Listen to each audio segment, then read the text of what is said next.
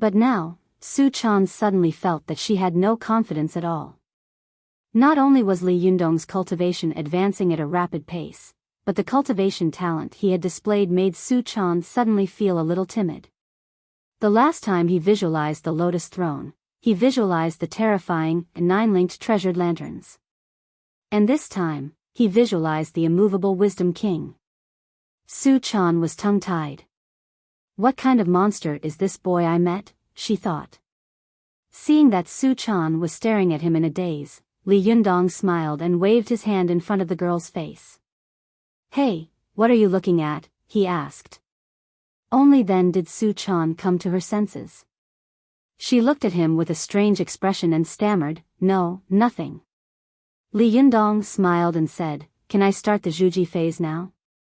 Su Chan suddenly burst into laughter. She giggled and said, "You're really a shameless pervert.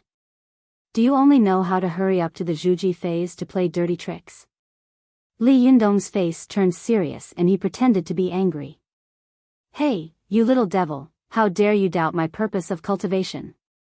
As soon as Su Chan heard the word little fairy, her smile froze and her expression became a little unnatural. She forced a smile and said, "You can't build the Zhuji phase yet. Watch net." Li Yundong didn't notice the flash of uneasiness in Su Chan's eyes. "Why can't I build the Zhuji phase yet?" he asked in confusion. Su Chan pointed out the window. "Look, it's almost dawn. Don't you have school today?" Li Yundong looked out the window and was shocked. "It's already been one night?" "No way. You've been watching over me all night? Are you sleepy?" It would have been better if Li Yundong hadn't mentioned it. The moment he did, the little girl yawned loudly. "I'm so sleepy. I want to sleep." Li Yundong scooped her up and tapped her nose affectionately. "You sleep at home tonight," he said. "I'll go to school on my own." Su Chan immediately grabbed Li Yundong's sleeve. "No, no. You can't leave me here. You promised me." Li Yundong smiled. "Okay. Go to sleep first. I'll wake you up later. Watch net. Rainbow ** literature _learning% super #fast. Update. Su Chan refused to let go of Li Yundong's arm. "Stay with me. You can't leave until I fall asleep." Li Yundong put Su Chan on the bed and touched her nose. Okay. I'll watch you fall asleep before I go." The little girl beamed with joy. She held his arm and closed her eyes. Li Yundong waited for Su Chan to fall asleep. After a while, she didn't move, so he tried to pull his hand away. To his surprise, she opened her eyes and stared at him anxiously.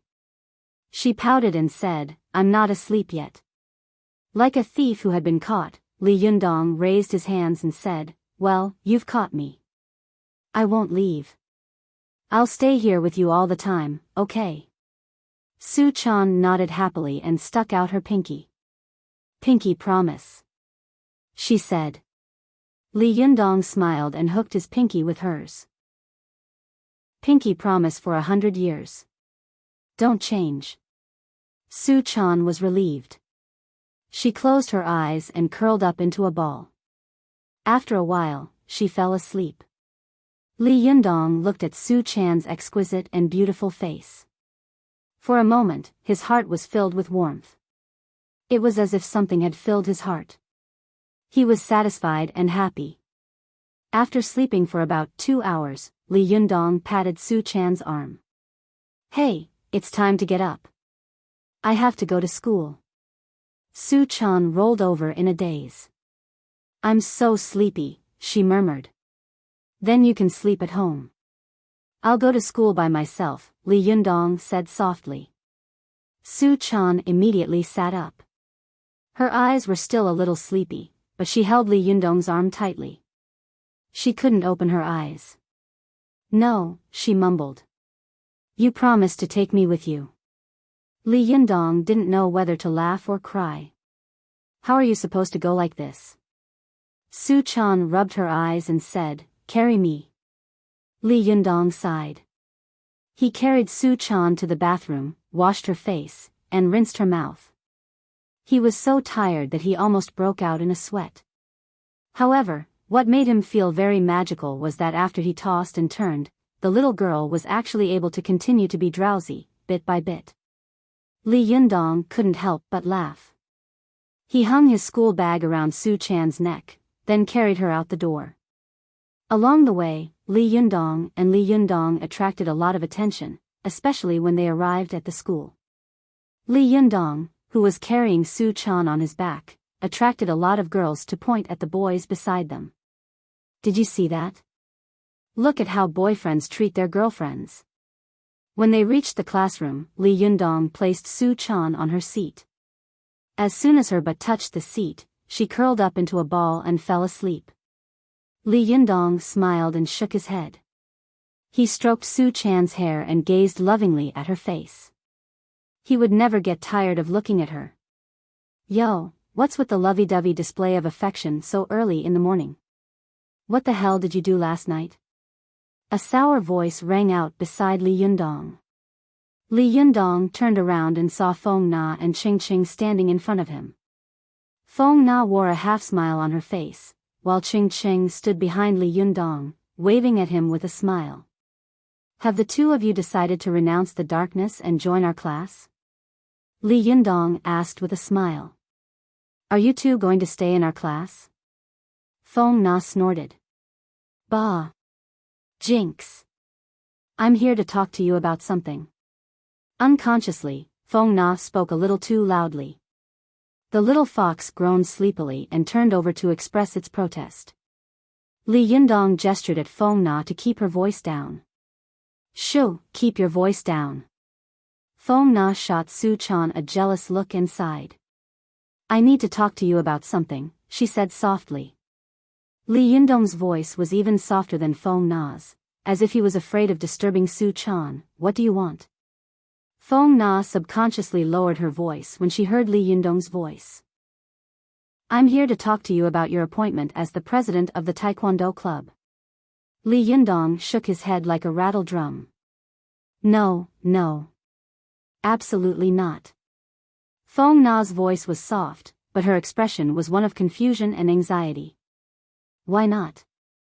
Zhao Yujin is gone, and you won the approval of the whole school at the exchange. Why can't you be the president of the Taekwondo club? Li Yundong raised a finger. First of all, I was the one who injured Zhao Yujin, he said. Zhao Yujin was hospitalized, and he caused the massacre at the school. So, you can say that I'm indirectly related to the incident. If I take over after Zhao Yujin's death, what will people think of me? What will they say about me? Second of all. Li Yundong raised a second finger. I don't know Taekwondo, and I've never learned any Taekwondo. I don't even have a belt. How can I be the president of the Taekwondo club? Feng Na didn't wait for him to finish. You can take the exam if you don't have a belt. Li Yundong raised a third finger disapprovingly. Third, and most importantly, I don't love this Taekwondo club at all. I'm not interested in being the president at all. Then why did you sign up for the Taekwondo club in the first place? Feng Na said angrily. Li Yundong suddenly felt a little emotional. He sighed and said with a serious face, times have changed. I'm a Taoist now, and the Taekwondo club is like a child's play to me. Li Yundong was telling the truth, but in this world, the more the truth, the less people would believe it. Feng Na was so angry that her face turned red. Thinking that Li Yundong was just trying to fool her, she was about to lose her temper. Ching Ching was afraid that the two of them would quarrel, so she immediately joked, Zhenrenli, which sect do you practice? Li Yundong was stunned. He suddenly realized that Su Chan, who had been guiding his cultivation, had never mentioned her sect, so he didn't know which sect he was practicing. But Li Yundong reacted quickly. He raised one hand into a palm, bowed his head, and said, Amateus Buddha, I'm just an itinerant immortal under the tomb of the living dead in Zhongnan Mountain. It's not worth mentioning, not worth mentioning. Although Feng Na was angry, she still burst into laughter and scolded, "I think you're an itinerant immortal. You haven't even graduated yet, but you're already living with such a beautiful girl. You must have overdone it last night and tortured her badly, didn't you?" F***ck. Li Yundong's eyes widened as he stared at Feng Na. He was shocked by her bold words. Feng Na's face reddened slightly, but she refused to back down. "Am I wrong?" she said, glaring at him. "Am I wrong?" Li Yundong nodded heavily. "Of course you're wrong. Su Chan and I are in a pure relationship. You're a man and a woman, but you're still talking about purity." Feng Na and Ching Ching both giggled. Happy reading. OM/. Chapter 108. Go to watch net. What Feng Na and Ching Ching said made Li Yundong very depressed, but he couldn't defend himself. If he were in their shoes, he probably wouldn't believe that two people who lived together and acted so intimately with each other didn't have anything to do with each other. While feeling depressed, Li Yundong suddenly felt that he was king saint. Ching Ching saw Li Yundong's expression and thought that their words had upset him. She tried to smooth things over. "By the way, Li Yundong, you guys don't have any classes this afternoon, do you?" Li Yundong glanced at her. "You sure know a lot about our class." Ching Ching covered her mouth and laughed. "You're the absolute focus of our school right now. Every move you make is being tracked on the forum. Even if your class has classes every day, there are posts on the forum. Go to watch net." Li Yundong tilted his head back and laughed. "The students at our school have so much free time." Ching Ching laughed. "Hee, you don't have any classes this afternoon anyway. Why don't you come with us to the auditorium to watch a movie?" "Since when did the auditorium start showing movies?" Li Yundong asked curiously. Ching Ching patted Feng Na on the shoulder and explained with a smile, "This is all thanks to Big Sis Feng from the student council. If it weren't for her proposal to change the schedule of the auditorium to the evening of the Monday, Wednesday, and Friday movies, we wouldn't even be able to watch it." Li Yundong looked at Feng Na and laughed. "Oh, I didn't know that this decision was so beneficial to mankind. But I might not go." Feng Na was still feeling proud of herself when she heard Li Yundong say no. She pulled a long face and said, "Hey, you're not going to do me the honor of my first time?" "What do you mean by that?" Feng Na's words were so ambiguous that the students in the front row couldn't help but turn to look at her with strange looks. Li Yundong stared at Feng Na with a look of exasperation. "Hey, can you stop making people think like that?" Feng Na blushed, but she refused to admit defeat. She snorted. "You're the one who's thinking dirty." Ching Ching, who was lying on Feng Na's back, chuckled suggestively. "Hey, today's movie is pretty good." Li Yundong pressed a hand to his forehead, looking like he couldn't stand the two of them. "It's hard not to think dirty." "Forget it, I'm afraid of you." I'll go, okay? Tell me, what movie is it? Why are you acting so secretive and sneaky?" Feng Na chuckled and said, 3 episodes. Li Yundong mistakenly thought that Feng Na was talking about an X-rated movie. He was so shocked that he almost fell off his seat. His eyes widened so much that his eyeballs almost popped out of their sockets. What? He stammered. What? He stammered. What did you just say? Feng Na and Ching Ching looked at each other. Both of them were laughing so hard that they covered their mouths. Watch net. Li Yundong grabbed Feng Na's shoulder and glared at her. Hey, are you serious? Are you crazy? Showing this kind of film in the school auditorium? Feng Na was rocking back and forth with laughter. After a while, she forced herself to stop laughing and gave Li Yundong a provocative look. What do you think? I dare to let you go, but you don't have the guts to watch? Li Yundong laughed strangely and said, if you are willing to die, I am willing to bury you. Feng Na held out her hand. It's a deal. Li Yundong high-fived Feng Na. Do you two have any last words? He said. Now hurry up and say it. I'm in a hurry to collect your bodies this afternoon. Oh, and remember to get insurance as soon as possible. Fill in my name as the beneficiary. I've been so poor lately that I've lost my mind. Nothing good comes out of a filthy mouth, Feng Na said. We'll see you in the afternoon. Li Yundong burst into laughter. Okay. See you then. At noon, Su Chan woke up in a daze. Li Yundong took her to the cafeteria for lunch. After that, they hung out in the school gazebo for a while. After that, Li Yundong and Su Chan walked slowly toward the auditorium. Where are we going?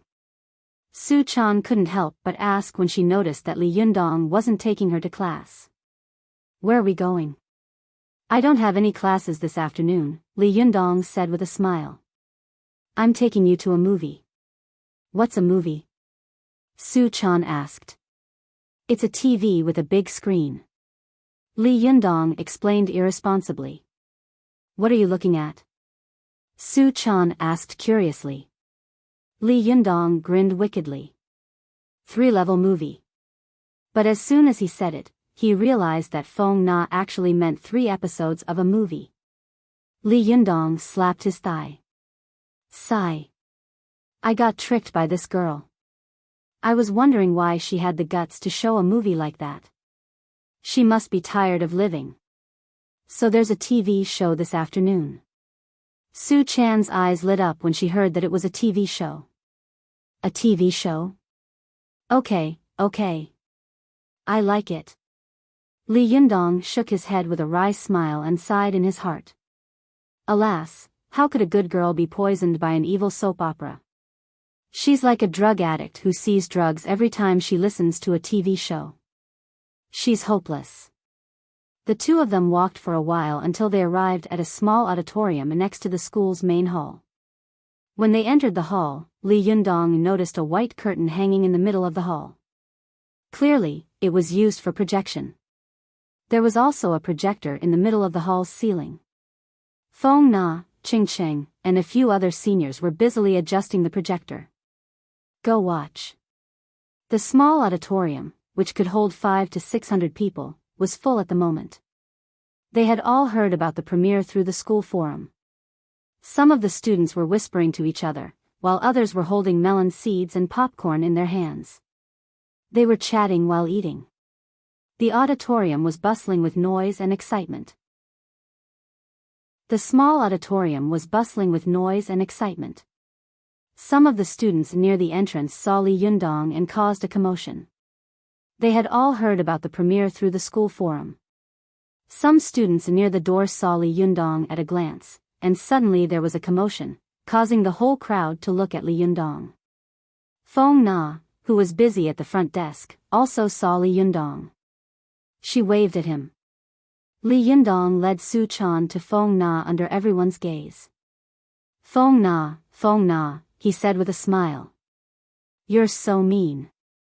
Feng Na stopped what she was doing and laughed. What's wrong with me? Li Yundong laughed. I can't believe you played with me. Feng Na laughed. You're the one with unhealthy thoughts. Li Yundong said, Pfft, tell me, what movie are you playing? Feng Na laughed. The days when I lived with a flight attendant. Li Yundong was disappointed. No way. What's so good about that movie? I've already seen it. Su Chan, who was standing beside Li Yundong, immediately said, You didn't watch it. I watched it alone. Li Yundong flicked her forehead with his finger. You watched it all night. How dare you say that? Come on, let's go home. Feng Na stomped her feet. Li Yundong, you're not giving me face. You're not even going to do me the honor of watching it? Li Yundong said with a smile. But then he heard the students in the auditorium start to urge him impatiently. Start playing it. How long do we have to wait? Feng Na turned to the student beside her and said, Go ahead. Take out the disc. The student nodded and opened his laptop bag to take out the disc. Li Yundong glanced at the disc. It was a very old but very classic movie, 400 Years of Terror. Li Yundong didn't like watching TV shows, but he loved watching it. Even though he had seen this movie before, he was still interested in watching it again. He laughed. This movie is not bad. I'll watch it for a while. Fong Na smiled at him. That's more like it. You have to support your senior's work. While the two of them were talking, the student who was playing the movie through the computer and projector suddenly raised his head. His forehead was covered with sweat. I don't think I can play the disc. Fong Na was stunned. No way. Didn't you say that you could play it yesterday? The student was so anxious that beads of sweat rolled down his forehead. But I can't play it now. Fong Na glanced at the students, who were getting more and more impatient. She panicked. What should we do? I didn't prepare any other movies. Li Yundong was stunned. No way. You guys are going to collapse on your own? There are so many people waiting for you. Some of the students in the auditorium had already begun to make a ruckus. The auditorium was filled with noise. Ching Ching rolled her eyes. Nana, she said. Bring your film over here. It's just to make up the numbers. It hasn't been shown yet anyway. Fong Na opened her mouth to speak, but then sighed. That's all I can do. Ching Ching, can you go get it for me? Ching Ching chuckled. Where is it? It's in the crack between the third book on my desk, Fong Na said. Ching Ching pointed a finger at Fong Na. You're so sly. You hid it in a place like this. No wonder I couldn't find it. Fong Na glared at her. Go. Only then did Ching Ching turn around and trot away. Fortunately, the girls' dormitory wasn't too far from the auditorium. Less than 10 minutes later, Ching Ching ran back, panting. She handed the disc to Fong Na. Fong Na handed it to the student in charge of playing the movie. Fong Na took the microphone and said, I'm sorry, students. Due to a small equipment malfunction, we delayed your viewing time a little. Today, we will be showing the TV series Living with a Stewardess, which we obtained through our internal channel. Tomorrow, we will be showing Thriller 400 Years. As soon as she finished speaking, some of the boys in the auditorium booed, while some of the girls clapped and cheered. Li Yundong looked at the disc in their hands. The more he looked at it, the more he felt that the words on it were very, very familiar, but he couldn't remember where he had seen it. He chuckled. You're actually playing a TV series? Don't tell me you really want to play 3 episodes at once. Fong Na rolled her eyes at Li Yundong. What if I want to play 4 episodes at once? Li Yundong feigned a look of shock. So it's a 4th grade movie then. It's so revealing. Fong Na and Ching Ching burst into laughter. Their cheeks were a little red. Just as they were about to speak, the film was suddenly played. Then, the entire auditorium fell silent. Several people turned their heads to look at the projection screen. A beautiful woman appeared on the screen. She had red lips and white teeth. Her features were picturesque, and her cheeks were a little chubby. She had the face of an angel, but her body was sexy and hot. As soon as the beautiful woman appeared on the screen, everyone in the auditorium froze.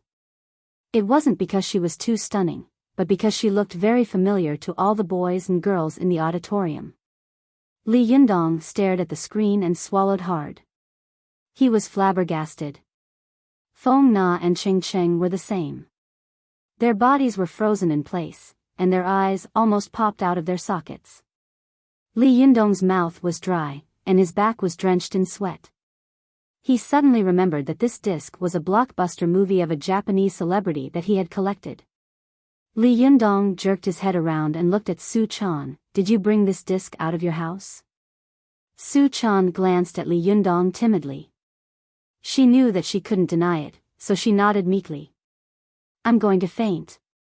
Li Yundong was already half a cultivator, and he was only one step away from becoming a real cultivator. His willpower was extraordinary, but he still nearly fainted in this situation. After a moment of dead silence in the auditorium, a boy suddenly shouted, "Holy shit!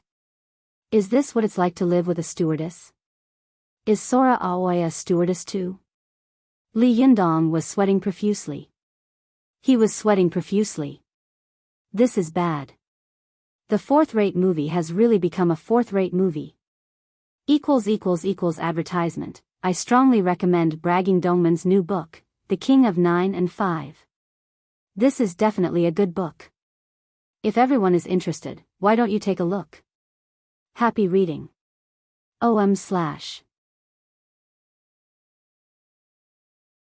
Chapter 109. Go to the internet.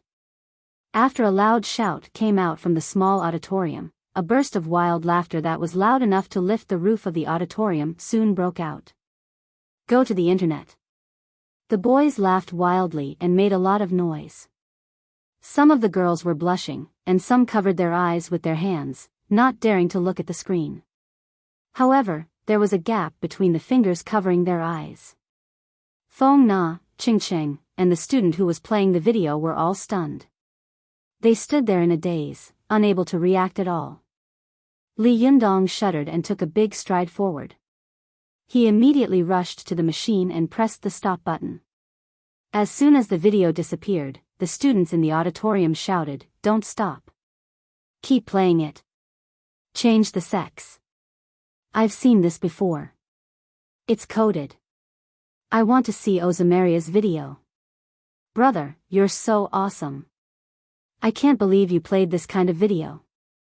I've decided to worship you. Yamadu. Don't stop, Yamadu." The auditorium was in an uproar. The boys were stomping their feet and laughing wildly. Some of the girls were also laughing. Only Li Yundong, Feng Na, and the others were on the stage, sweating. They couldn't laugh at all.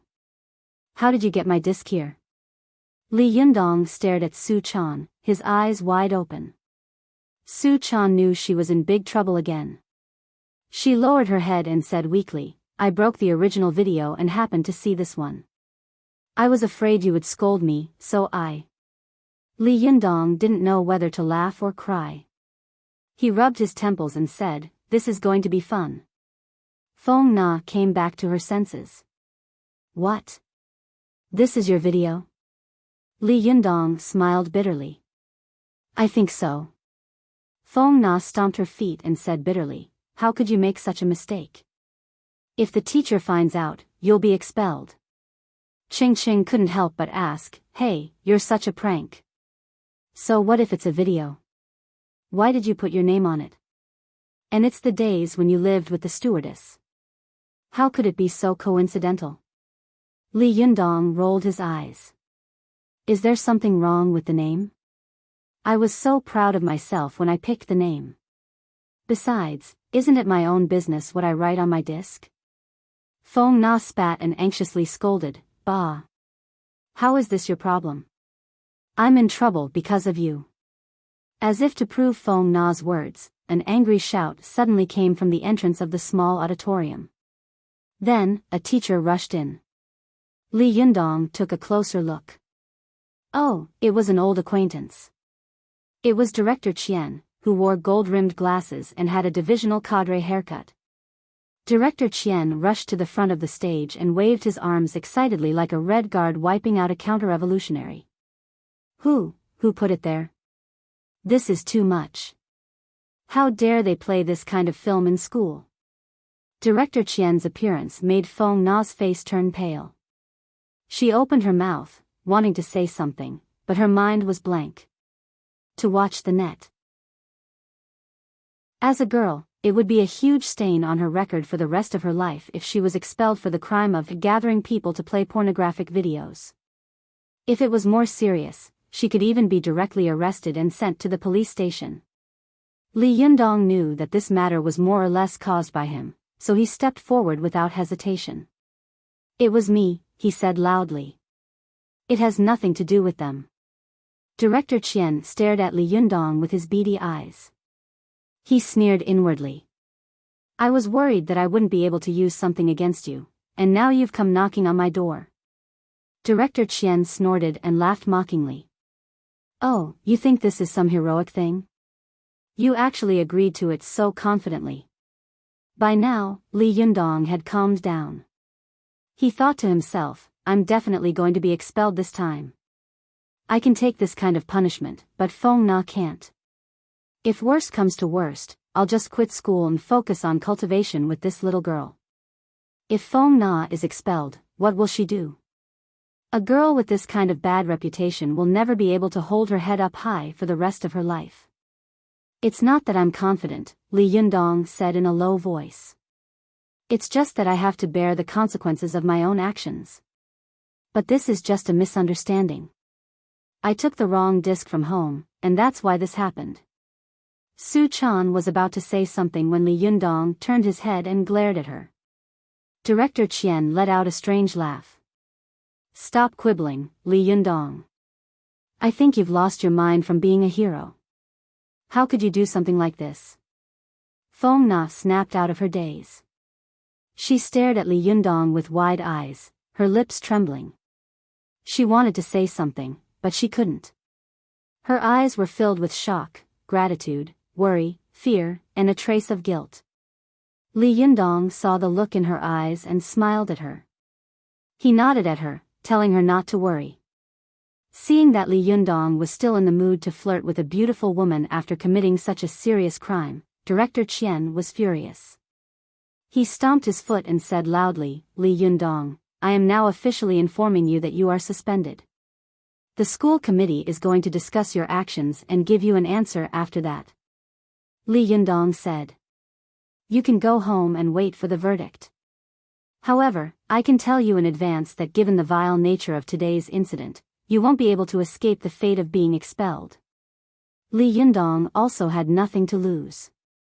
He said very straightforwardly, as you wish. Director Qian rolled his eyes at Li Yundong's words. He sneered and snorted on the stage. Go to the internet. Rainbow Carrot Literature % super #speed. Update. Some of the students below the stage heard what they said clearly. Some of the bolder students hid in the crowd and booed loudly, thinking that the law couldn't punish all of them. As long as one person did something like this, a second person would soon follow suit, and then a third. Not long after, the small auditorium was filled with boos and curses. Director Qian grabbed the microphone and yelled, What are you shouting for? None of you are going to run away. All of you will be given demerits. In an instant, the small auditorium fell silent. Director Qian looked down at the audience with his head held high, looking insufferably arrogant. But soon, the students in the audience were so angry that they went berserk. They booed and cursed loudly enough to hurt one's eardrums. Some students even threw their belongings at Director Qian. Director Qian immediately covered his head and scurried off the stage. When he reached the door, he turned his head and stomped his feet to look at the rebellious students in the auditorium. He opened his mouth and was about to say something when he suddenly saw a black pile of trash being thrown at him. Director Qian was so scared that he turned around and ran. The students in the auditorium burst into laughter when they saw Director Qian running away in a panic. They all turned around and looked at Li Yundong, who was standing on the stage with a dumbfounded look on his face. They all cheered loudly, and some even whistled loudly. Li Yundong didn't know whether to laugh or cry. He picked up the microphone and coughed dryly. Students. As soon as he said those two words, the students in the auditorium were so excited that they started cheering loudly. They were the most ordinary of students. They had thought that their university life would pass by peacefully, and become a memory that was neither gray nor white. Only now did they realize that Li Yundong's appearance had suddenly made their campus life more colorful. Most of the things related to Li Yundong were not good, and most of them were violent incidents. But for the bored students, it was enough to stimulate them and give them enough to talk about before and after tea. What happened today made them feel even more excited. Besides, students were hot-blooded and impulsive. Taking advantage of the fact that the law did not punish the majority, they immediately did something like rebellion. Li Yundong's previous deeds sounded scary, but the ability he showed made the students of Tiannan University fear him. They didn't dare to get close to him. After all, not everyone was as good at fighting as Li Yundong. But when Sora Aoi's film was shown in the auditorium, the students suddenly realized, oh, so this guy is like us. He's very vulgar, very perverted. But I like it. Li Yundong was caught in a dilemma by the noise in the auditorium. He raised his hand awkwardly and lowered his voice. Ahem, students, stop fooling around. What happened today was just an accident. I didn't mean to show this film. Immediately, a boy in the audience shouted, yes, I believe you didn't mean to. Li Yundong looked at him gratefully. There were still good people in this world. There was justice. But soon, the boy shouted, I believe you did it on purpose. After these words, the auditorium was filled with wild laughter. Li Yundong was so depressed that he almost vomited blood. This kind of thing can only happen in a crappy university like this. What kind of people are these? Li Yundong waited for the students in the auditorium to quiet down a little. He continued, anyway, what happened today was an accident. I really didn't mean to, and I didn't mean to. At this point, the students below the stage began to chuckle again. Li Yundong said, what happened today was all my fault. It has nothing to do with Senior Feng Na. I gave her the wrong disc. Please be sure to prove it when the time comes. Although the students in the audience didn't know why Li Yundong had given her the wrong disc, they still shouted in agreement. They all smiled and looked excited. Li Yundong continued, when the time comes, I will accept whatever punishment the school gives me. But I hope you won't make a scene. It would be bad if it affects your studies. Well, that's all I have to say. After saying that, he put down the microphone, took Su Chan's hand, and walked quickly out of the auditorium. When he left, the students in the auditorium acted as if they hadn't heard what he had said before. They cheered even louder and applauded, as if Li Yundong had done something heroic. Ching Ching watched Li Yundong leave with her mouth agape. No way, she said. He can get this kind of treatment by putting a disc? Isn't this too inconceivable? Feng Na stared blankly at Li Yundong's back and sighed faintly. Because he is Li Yundong. Just as the two of them were lamenting, Director Qian suddenly returned with a few burly school security guards following behind him. Director Qian put his hands on his hips and shouted, where is Li Yundong? Where is Li Yundong? He's dead. A bold student shouted. Director Qian was stunned. Dead? That's impossible. He was alive and kicking just now. Did he commit suicide to avoid punishment? When the students heard that, they booed again. Some students hid in the crowd and shouted, some people are dead, but he's still alive. Some people are alive, but he's already dead.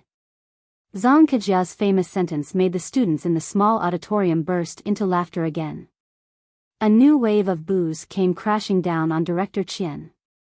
Director Qian's face turned red. He was so angry that he stomped his feet and shouted at the security guards behind him, arrest them all. Don't let any of them go. Take down the student numbers. This sentence was so harsh that the students were in an uproar. A student shouted, he's going to catch us all in one fell swoop. Brothers and sisters, let's go. Let's go to the door. As soon as he finished speaking, the 500+ people in the small auditorium rushed toward Director Qian like a torrential flood. Director Qian was so scared that his face turned pale. His legs trembled, but he still wanted to put on the airs of a teaching director. He pointed at the students in front of him and shouted, hey, you!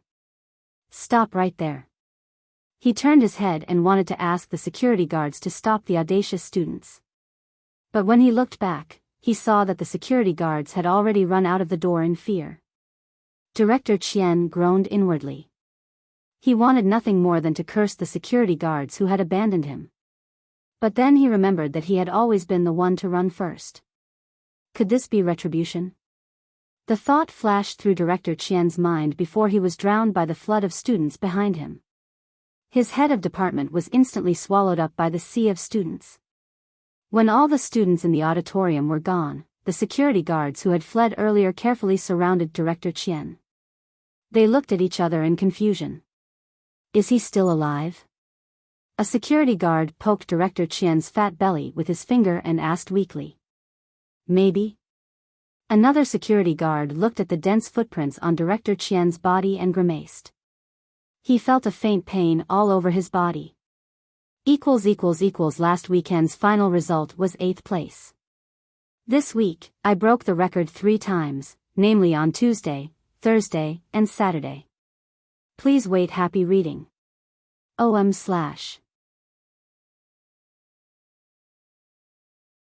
Chapter 110. Go to watch net. After a while, Director Qian finally got to his feet. Even though his muscles felt like they were about to be torn apart, he still didn't forget to tidy up his hair. Go to watch net. 7 KOM. Go to watch net. Super_speed. More. New. But now, his hair was piled up in a messy pile, like dried straw. It was a complete mess after the catastrophe.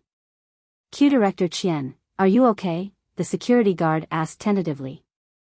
Director Qian pushed his glasses up with his hand and realized that they had fallen off. He crouched down and fumbled around the floor. Where are my glasses? The security guard quickly found them and handed them to him. Department Chief Qian accepted the glasses with trembling hands. As soon as he put them on the bridge of his nose, the broken lenses fell to the ground. It was a comical sight to behold. The security guard next to him couldn't help but burst into laughter. But then he realized that laughing was disrespectful to his superior, so he immediately straightened his face, and the corners of his mouth twitched. Director Qian glared viciously at the 2 security guards who had deserted him at the last minute. He vented all of his anger on Li Yundong, gritting his teeth. Li Yundong, I'm not done with you. After pulling Su Chan out of the auditorium, he quickly walked to a place where there were fewer people. He stopped and stared at Su Chan without saying a word. Under his stare, Su Chan lowered her head and pouted. Finally, she couldn't stand it anymore. She tugged at his sleeve and said in a low voice, "All right, I know I was wrong."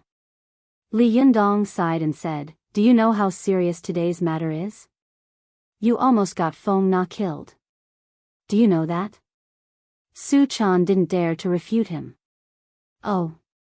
Tell me," Li Yundong said with a straight face. "What did you do wrong?" "I shouldn't have given it to you," Su Chan muttered, her fingers twisting together. "I shouldn't have given it to you." Li Yundong chuckled. "What? You broke the disc. You shouldn't have kept it from me." Su Chan raised her eyes to look at Li Yundong, then quickly lowered her head. "Oh." Li Yundong continued to say with a straight face, "Don't hide anything from me in the future." Su Chan replied weakly, "Oh." Li Yundong snorted. "Let's go." "Where are we going?" she asked timidly. "Go home." Li Yundong said. "Watch net." Su Chan couldn't help but ask in a low voice, "You said that I killed Feng Na, but you took responsibility for it. Did I kill you too?" Seeing the little girl's pitiful appearance, how could Li Yundong still be angry? He was so angry that he laughed and used his hand to pinch the little lass's nose. I met you and I was killed by you." Su Chan was keenly aware that although his words sounded fierce, his tone showed that he was no longer angry. "Hey, what are you doing?" Li Yundong yelled. "What are you doing?" Su Chan boldly threw herself onto Li Yundong's back. Su Chan giggled. "I'm hugging you, in case you get sick of me and dump me." Li Yundong couldn't help but laugh. He let the girl climb onto his back, then smacked her butt with his hand. "Don't be naughty again," he said. "That's what you get for being naughty. Do you dare to do it again?" Su Chan twisted her body, pressing her full breasts against Li Yundong's back, making him feel the majesty of her surging waves. The two of them returned home. Not long after, Li Yundong's phone rang from inside his school bag. That's weird. I didn't bring my phone. Li Yundong opened his school bag and saw that it was the phone Zhou Qin had given to Su Chan. He handed the phone to Su Chan. I think it's Zhou Qin. Su Chan took the phone and shouted at it like she was holding a brick. Hello. Li Yundong laughed, took the phone from her hand, and pressed the answer button. Then he handed the phone back to her. You idiot, you have to press the answer button. Oh, Su Chan said, taking the phone and saying weakly, hello? Hello? Su Chan. This is Zhou Qin. I'm looking for Li Yundong. Go to the internet. Zhou Qin's voice came out of the phone. Su Chan handed the phone back to Li Yundong. It's for you. Rainbow ** literature _learning % super #fast. Update. Li Yundong took the phone and asked, Miss Zhou, don't tell me you're looking for me because of what happened in the auditorium. Zhou Qin said, what else is there besides this? I heard from Feng Na on the phone that you're in big trouble this time. What's going on? Can you tell me? Li Yundong sighed and told her the whole story. Zhou Qin was stunned. No way. How could there be such a coincidence in the world? But I did see this CD at your house last time, but I didn't expect it to be this kind of film. Li Yundong smiled bitterly. How could I know that this kind of film could be leaked? And I almost released it in public. I'm going to die miserably. Zhou Qin laughed and said, it's okay. This kind of thing can be big or small. You should have a good rest at home for the next few days. I'll find a way to help you solve it in a few days. Li Yundong sighed and said, how can I trouble you again? Zhou Qin smiled and said, as long as you don't mind my father making trouble for you. The two chatted on the phone for a while.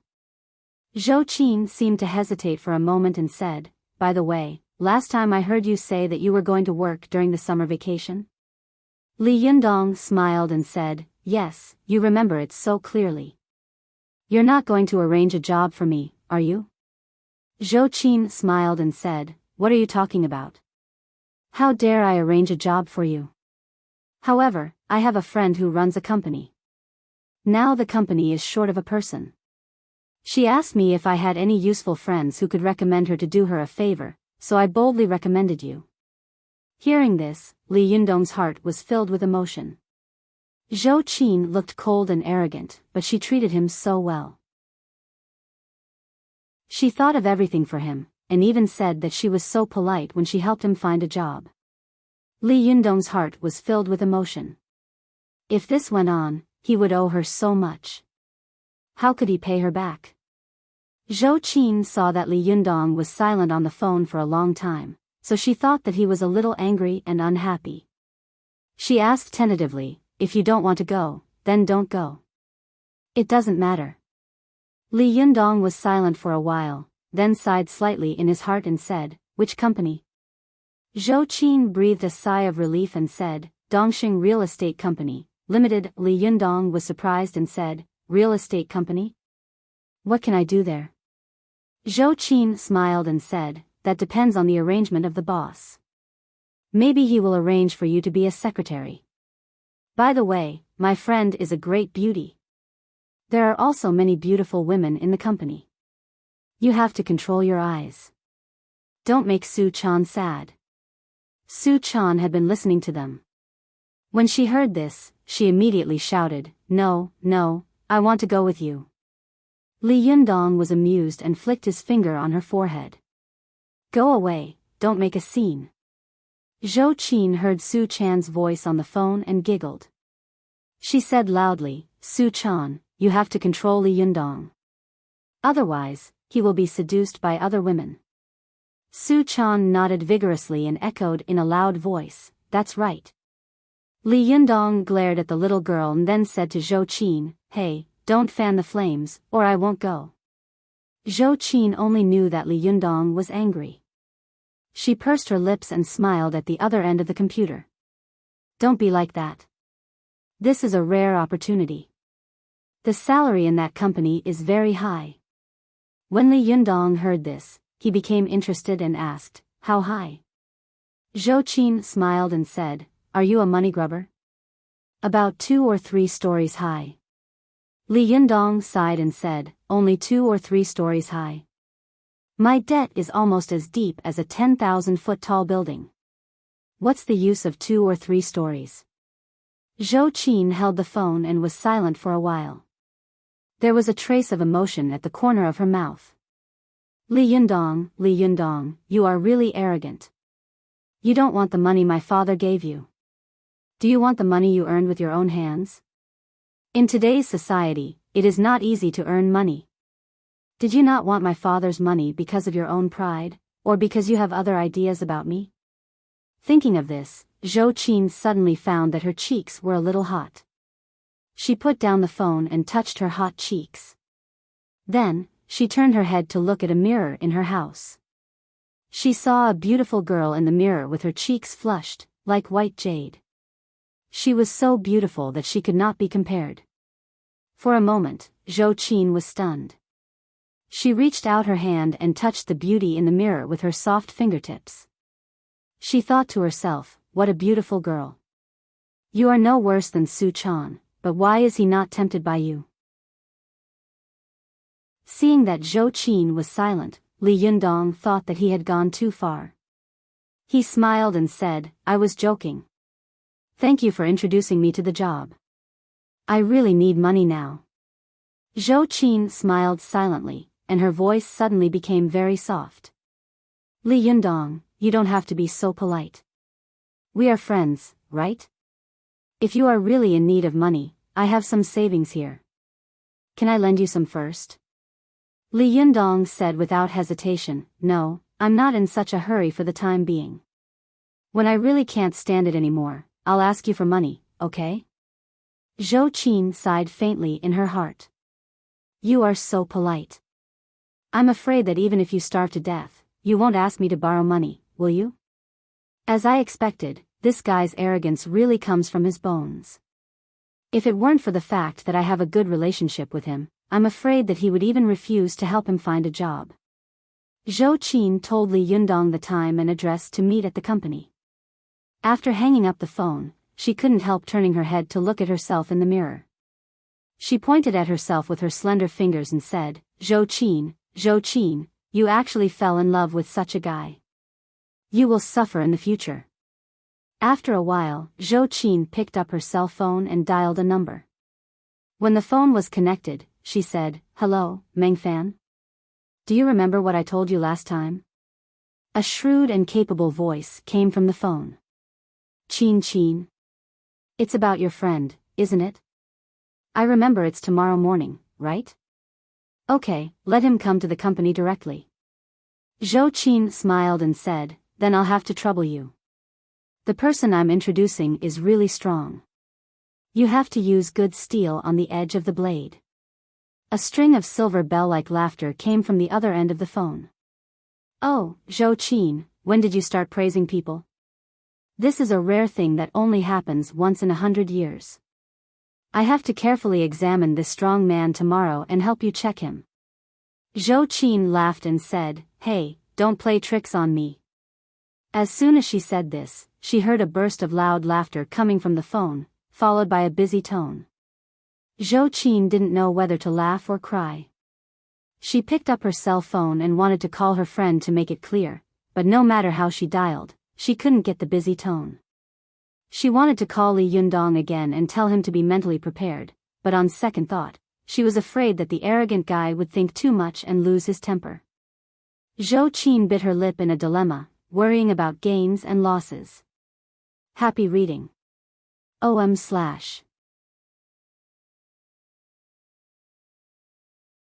Chapter 111. Go to watch net. The next day, after Li Yundong had finished practicing qi in the living room, he exhaled a straight white breath and slowly woke up from his meditation. Go to watch net. 7 K.O.M.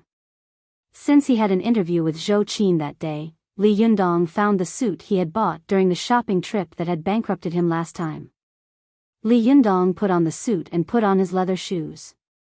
He looked at himself in the mirror with satisfaction. A handsome, masculine, and imposing man was showing off in front of the mirror. After tidying himself up, Li Yundong wanted to sneak out of the room without waking Su Chan up. But as soon as he stepped out of the bedroom, he saw Su Chan standing in front of his bedroom with sleepy eyes. Su Chan was going to go to the bathroom, but when she saw Li Yundong, she immediately woke up. "Well, you're going out without me," she said coquettishly. Li Yundong smiled. "I'm going to apply for a job." "What are you doing here?" Su Chan blinked. "What do you mean by applying for a job?" Li Yundong pinched Su Chan's cheek and smiled. "It means looking for a job and working hard to earn money to support you, little beauty." Su Chan hugged Li Yundong's arm and said coquettishly, "Then I have to go with you." "Be a good girl," Li Yundong said. "Wait for me at home today. I'll come back when I've applied for a job, okay?" Su Chan pouted unhappily. "You're lying. You said you wouldn't leave me behind." Li Yundong laughed. "Good girl," he said. "How can I go looking for a job with a little tail like you behind me? Besides, you're so pretty. What if someone finds you and doesn't like me? Wouldn't that be the end of me?" Li Yundong thought to himself, there are so many lecherous rich people nowadays. If they like you, won't I be in a lot of trouble? It's safer to keep a mistress in a house.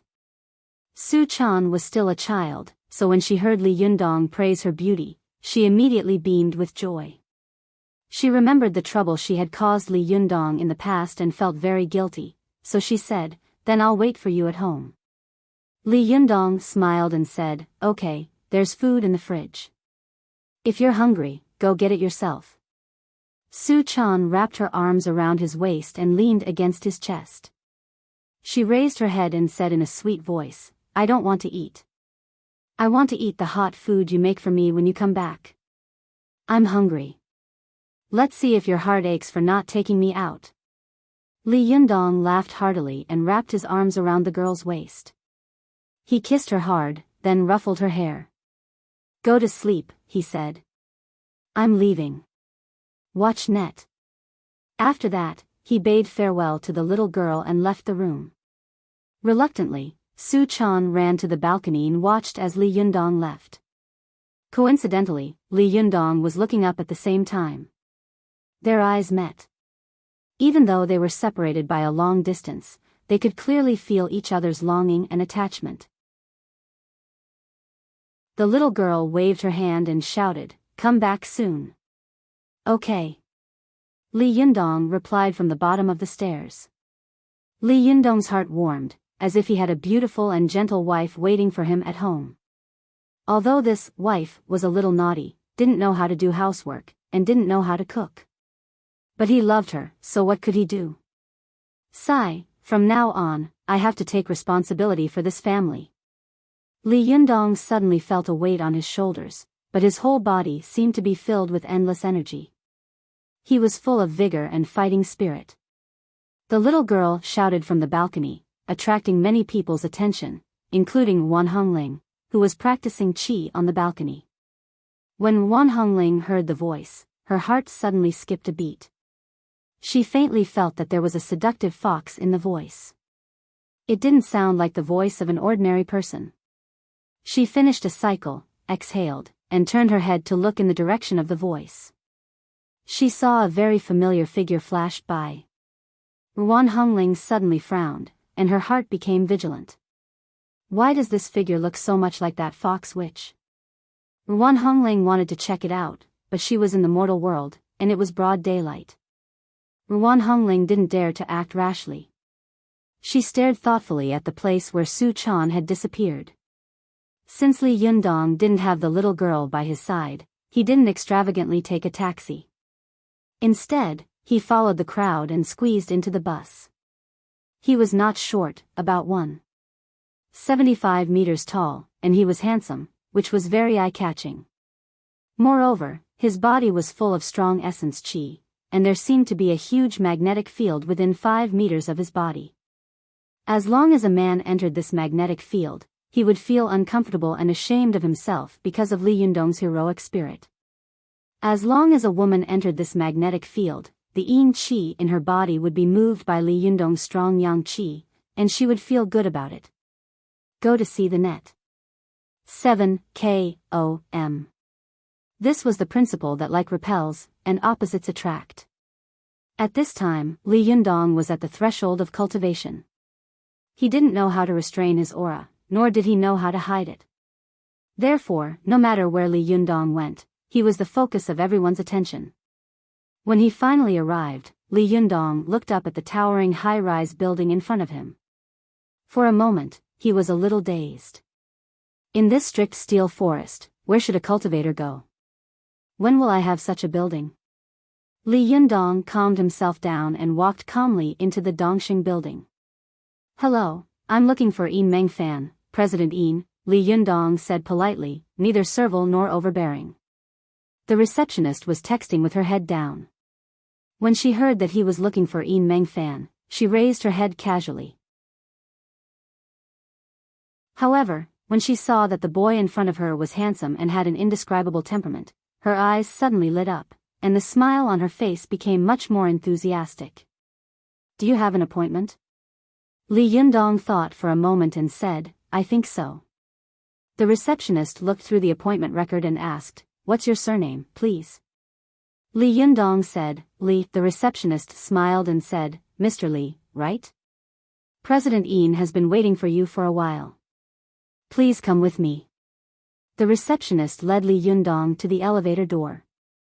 Along the way, she kept glancing at Li Yundong out of the corner of her eye, thinking to herself, it's rare to see such a handsome and masculine boy. I wonder if he has a girlfriend. Alas, he must have one. Such good cow dung must have been filled with flowers long ago. How could Li Yundong know what the beautiful receptionist was thinking? After the elevator opened, he nodded politely to the receptionist and said, Thank you. The receptionist smiled and said, You're welcome. Please go to the 19th floor. Turn right, and you'll see President Yin's office.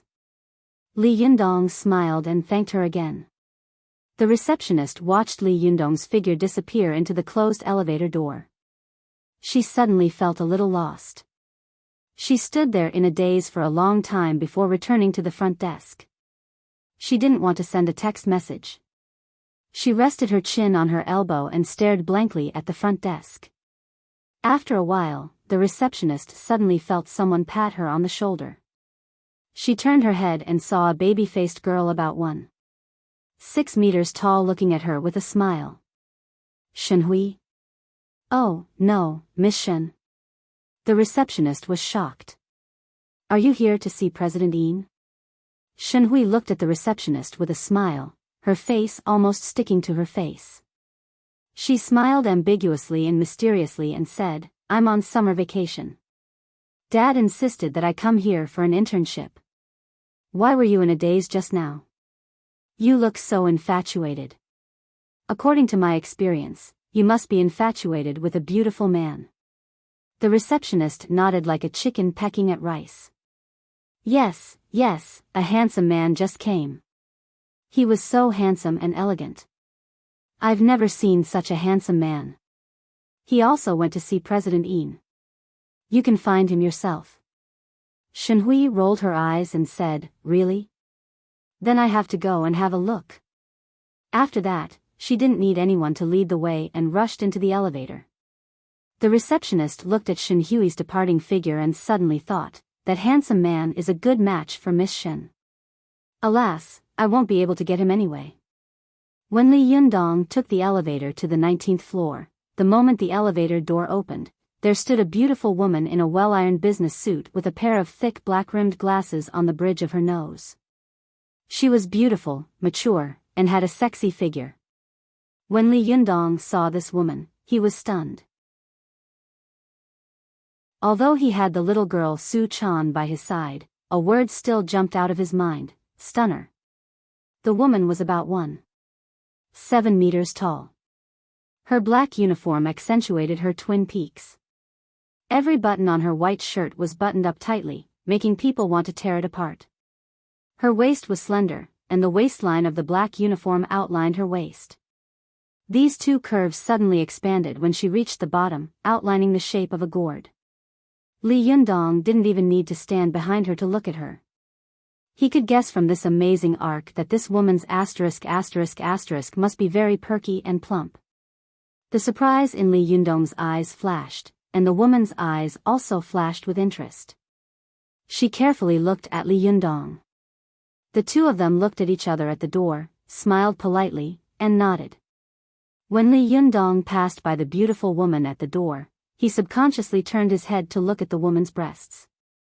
Sure enough, he found that the woman's breasts were like two perfectly round watermelon petals, full and perky. The woman seemed to know that Li Yundong was looking at her. She took a step into the elevator, twisted her waist, and her round breasts trembled, looking astonishingly elastic. Li Yundong found that his mouth was a little dry. He didn't dare to look anymore. He took a deep breath, forcibly suppressing the rising desire in his lower abdomen, and his eyes became clear again.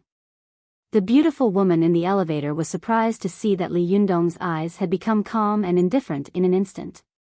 After the elevator door closed, she muttered with interest, "It's rare to see such a boy nowadays. I don't know if he's here to apply for a job or just to run errands."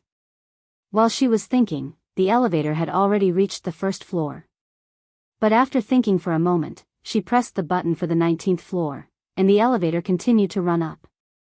After Li Yundong got out of the elevator, he saw many female white-collar workers in professional clothes in the corridor of the 19th floor. Each of them was young and beautiful. As Zhou Qin had said, there were many beautiful women in the company. Li Yundong walked through the corridor without looking sideways. Some female employees who saw him stopped and then turned their heads to look at his back. They watched him until he came to Yin Mingfan's office. Then they whispered excitedly, "Is this a new colleague? He's very hot. He's my type." "Bah, every man is your type. This is my type. No one can take him away. You don't have to be so infatuated, do you? Maybe he's just here to collect the electricity bill."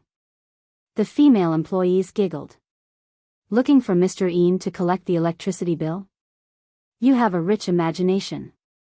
The female employee who had been silent all this time suddenly said, "Stop talking and get to work. Such a wonderful man may have been kept by a rich woman long ago. How can you be infatuated here?" These words made these white-collar beauties lose interest one by one. Li Yundong stood at the door. Although he was far away from them, he could still hear these words clearly. He was a little embarrassed and knocked on the door with an unnatural expression. A shrewd and capable voice came from inside the door. "Please come in." Li Yundong closed his eyes slightly and adjusted the qi in his body. When he opened them again, he calmly pushed the door open and walked in. Happy reading. OM/.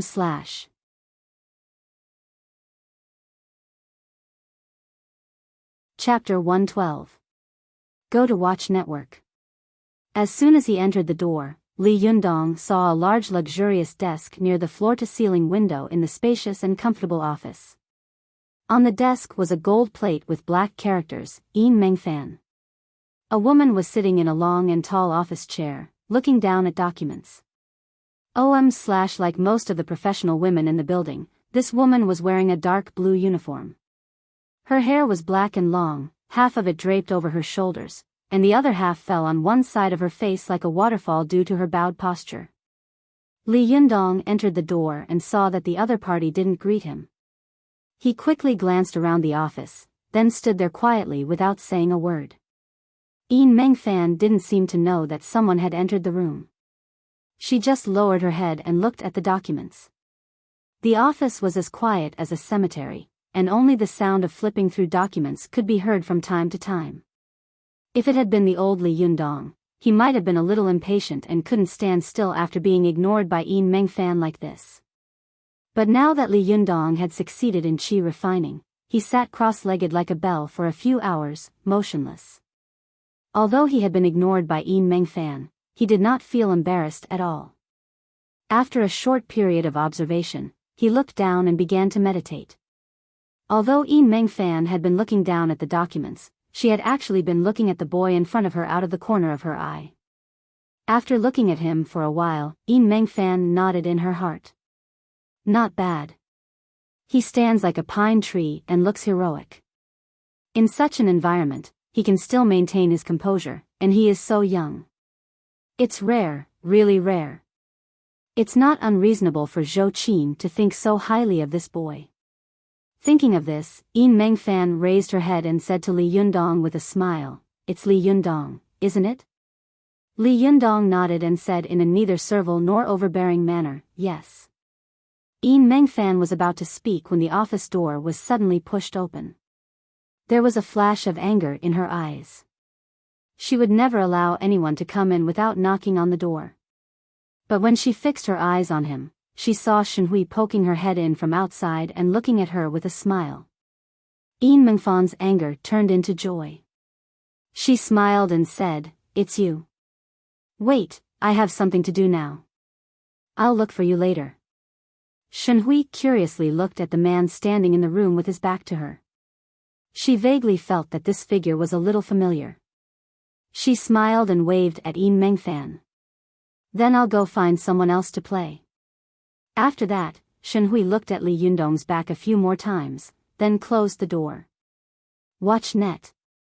Literature. After Yin Mengfan saw Shenhui close the door, she looked at Li Yundong in surprise and said to herself, "This boy has a strong will. He didn't even look back just now. Is he a soldier?" Yin Mengfan decided not to wait any longer. She put away the documents in her hand and said politely with a smile, "Sorry to keep you waiting. Please sit down." "It doesn't matter," Li Yundong said politely. After he finished speaking, he sat down on the bench at the side of the office. His buttocks only sat on half of the bench, and his upper body was still straight like a sharp sword. Yin Mengfan looked at him and sighed. She thought to herself, "I don't know if he really has such a temperament or if he is pretending. However, since Zhou Qin admires him so much, he must have something special about him, right?" Yin Mengfan asked with a smile, "You are Zhou Qin's friend, and I am also Zhou Qin's friend. So, let's cut the crap. Can you tell me what your specialty is?" Li Yundong, who had been calm the whole time, was stunned by this question. "What's my specialty?" Li Yundong was suddenly a little tongue-tied. He muttered to himself, "My specialty is cultivation, beating people, and massaging. Is this a specialty?" To tell the truth, this was also a specialty, but he couldn't say it out loud.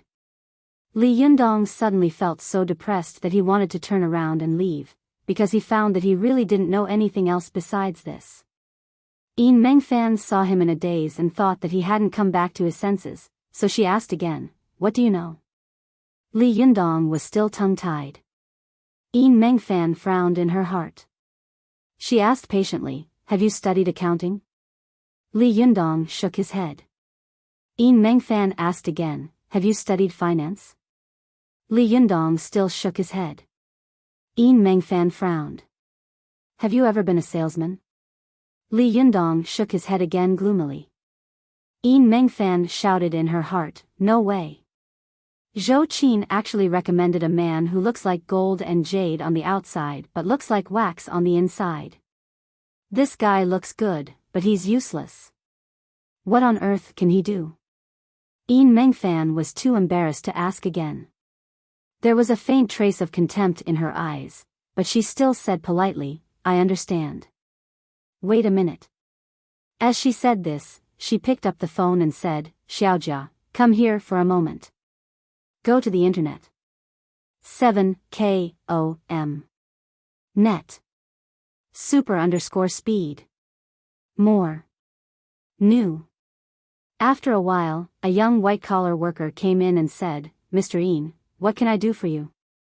Yin Mengfan spread out her palm toward Li Yundong and said, "Take Mr. Li to Sister Xia and ask her to arrange his work." After that, she lowered her head again and no longer looked at Li Yundong. Li Yundong frowned in his heart. His pride made him want to turn around and leave, but on second thought, he was not living alone now.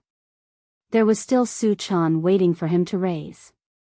How could he lose his temper like a child? Li Yundong calmed down and nodded to the white-collar worker named Xiaojia. Hello, sorry to trouble you. Xiaojia was a girl with a few cute freckles on her face. Her age and temperament made her look like a wily old fox who had just started working. She obviously had a good impression of Li Yundong. She smiled sweetly and said, "Please come with me." As soon as Li Yundong was led out of the door, he saw the sexy stunner he had met in the elevator walking over from not far away. As soon as the beautiful woman saw Li Yundong, her eyes lit up. She looked him up and down carefully, as if she wanted to swallow him up in one gulp. Her eyes were watery and full of affection, which was extremely attractive. When the two of them passed each other, the beautiful woman smiled and said to Xiaojia, who was walking in front of her, "Xiaojia, is this handsome guy a new employee of your company?" Xiaojia smiled and said, "Hello, President Chao." "Yes." The beautiful woman's heart skipped a beat. She reached out to Li Yundong and said with a smile, "Hello, I'm Chao Kefi from Huaxing International Entertainment Company, Limited on the 9th floor of this building." Li Yundong politely reached out his hand. As soon as he shook it, he felt that the woman's hand was wet, soft, and boneless. However, Chao Kefi felt that Li Yundong's palm was warm and strong, giving people a strong sense of strength and security. She liked the boy in front of her more and more, so she hooked his palm with her little finger. Li Yundong was an otaku, so he didn't know the key trick. He just felt his palm itch and thought that the sexy beautiful woman had accidentally touched it, so he didn't take it seriously at all. Chao Kefi was very surprised to see that Li Yundong was indifferent. She had always been proud of her beauty and figure, and she knew how much desire and greed the men around her looked at her. Today, she finally saw a boy she liked, but this boy didn't like her? No way. Chao Kefi was so surprised that she couldn't believe it. Is he gay? Originally, Chao Kefi only had a little tentative idea about Li Yundong, but now she became more and more interested. She felt like a hunter about to conquer her prey. After watching Li Yundong and Xiaojia leave, Chao Kefi smiled slightly. She pushed open the door of Yin Mengfan's office and said with a smile, "I'm back again." Yin Mengfan raised her head and looked at her in confusion. "Why are you back?" Chao Kefi smiled and said, "I suddenly remembered that we need to move some large luggage on the 9th floor, so I came up to ask you to assign some laborers." Yin Mengfan became more and more confused. "No way. You are from a film and television entertainment company, and I am from a real estate company. You want me to assign some people? Isn't this too much?" Chao Kefi smiled and said, "Oh, you are reluctant to ask you to pick up a few male laborers. It's not like I won't return them to you." Yin Mengfan sneered and said, "Come on, if you want to find laborers, all the men in this building will be willing to work for you. But you can't find any laborers. Don't do that. Tell me, which employee of our company do you like and want to poach from us?" Chao Kefi snapped her fingers and said, "Mr. Yin, you are wise and resourceful. You can be said to be the embodiment of beauty and intelligence." Yin Mengfan laughed and said, "Come on. Don't flatter me. Tell me, who is it?" Chao Kefi smiled and said, "It's the new colleague who just went out." The smile on Yin Mengfan's face suddenly froze. "Li Yundong? No, no way." Chao Kefi looked at Yin Mengfan's face with a puzzled expression. "Why are you so excited? Could it be?" Yin Mengfan glared at Chao Kefi angrily and said, "What nonsense are you thinking about? He was introduced by a friend of mine. Don't mess around." Chao Kefi looked at her aggrievedly and said, "Did I say that I was going to mess around? I'm just borrowing your people. It's not like I'm going to eat them like tripiaka." Yin Mengfan opened her mouth and subconsciously wanted to refuse, but she suddenly thought, is she interested in this boy? If this boy was so easily seduced, wouldn't she be able to see the true colors of this boy? Thinking of this, Yin Mengfan made a sharp turn and said, "Well, I'll call Xiao Jia and tell her later." Chow Kefi covered her mouth and giggled. "Aren't you afraid that I'll eat him now?" Yin Mengfan smiled and said, "Be careful. Don't make trouble for yourself. By the way, are you better? Those people who want to collect debts have been bothering you badly, haven't they?" Chow Kefi stood up and said with an enchanting smile, "I'm much better. I've stopped taking medicine. But it's very miserable to collect debts, so I have to find some fun for myself. All right, I'm going to bring him over." After that, she made a flying kiss to Yin Mengfan and left with a smile. Not long after Chow Kefi left, she saw Shenhui push open the door like a gust of wind. She rushed to Yin Mengfan like a gust of wind and shouted, "Why is that guy here?" Yin Mengfan was frightened by the indignation on her face. She leaned back and said, "What are you talking about?" "What guy?" Shenhui bared her fangs and brandished her claws. "That shameless lecher. I just remembered that the sex fiend I saw in your office was the same one I met in the Chanel store the last time. B****, why is he here? Is he an employee of the company?" Yin Mengfan was confused. She scratched her head and said, "Hey, eldest miss, calm down. Why are you so agitated?" Shenhui's face was flushed, and her fingers were like hooks. She gritted her teeth and told her how Li Yundong had molested her at the beginning. Then she said loudly, "Cousin, fire him quickly. This kind of lecher must not be allowed to stay here." Yin Mengfan was shocked and thought to herself, "No way. This guy doesn't look like that kind of person.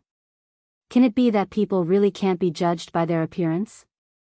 Is it true that he's rotten on the inside? Did Zhou Qin also make a mistake?"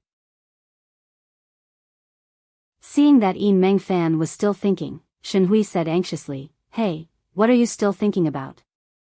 If you keep this kind of person in the company, all the employees will run away because of him. By the way, where is this guy? If you don't fire him, I'll scold him and drive him away. Last time, he ran away quickly." Yin Mengfan stood up.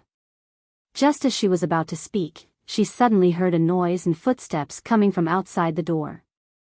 Yin Mengfan walked to the door in confusion. When she opened the door, she saw that the employees in the office were all running in the direction of the elevator. Yin Mengfan stopped an employee and said, "What's going on?" The employee said excitedly, "Something happened on the 9th floor. Something big happened." Yin Mengfan let go of the gloating employee and muttered, "Isn't the 9th floor Chow Kefi's company? Oh no, could it be that something has happened to her and Li Yundong? It can't be that fast, can it?" Yin Mengfan didn't dare to neglect it. She immediately pulled Shenhui and said, "Let's go and have a look." Happy reading. OM/.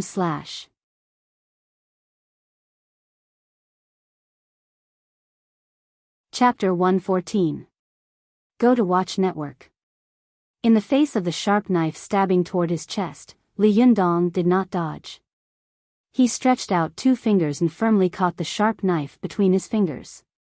Wang Yong felt as if Li Yundong's fingers were a pair of iron pincers, firmly clamping down on his knife. He tried to stab it in, but it didn't budge. He tried to pull it out, but it still didn't budge. Wang Yong was inexplicably shocked. He looked up and saw Li Yundong smiling coldly at him. Wang Yong was flustered and exasperated. He stretched out both hands and tried to pull the knife out, but it still didn't budge. It was as if the person standing in front of him was not a young and immature boy, but an indomitable bronze Luohan. The surrounding white-collar workers were dumbfounded by the scene. Some of them covered their mouths, while others were tongue-tied. They couldn't believe their eyes. Wang Yong used all his strength, but he still couldn't pull the knife out from between Li Yundong's fingers. He was panting, and when he looked at Li Yundong again, his eyes were filled with fear and shock. Li Yundong snorted coldly. He exerted force with his fingers and shouted, "Let go." Wang Yong felt a huge force coming at him. His whole body trembled, and he felt a sharp pain in the web between his thumb and index finger. He fell to the ground on his butt. The knife in his hand had already been snatched away by Li Yundong. In the eyes of the crowd, Li Yundong was like a peerless master in a wuxia novel. The strength of 2 fingers was actually greater than the strength of an adult man. Li Yundong grabbed the sharp knife from between his fingers and glanced at Wang Yong coldly. Without saying a word, he snapped the knife in half with both hands, as if he were cracking a biscuit. Wang Yong looked at Li Yundong coldly. The sound of people sucking in a breath of cold air could be heard. Wang Yong stared at Li Yundong with his eyes wide open. This was a scene that could only be seen in movies and TV shows. He really didn't know if he was lucky or not. That's a stainless steel knife. Could it be that this knife is a fake? Wang Yong's eyes fell on the sharp knife in Li Yundong's hand. When Li Yundong saw Wang Yong staring at his saber, he thought that Wang Yong had not given up yet. Li Yundong snorted coldly and took a step forward.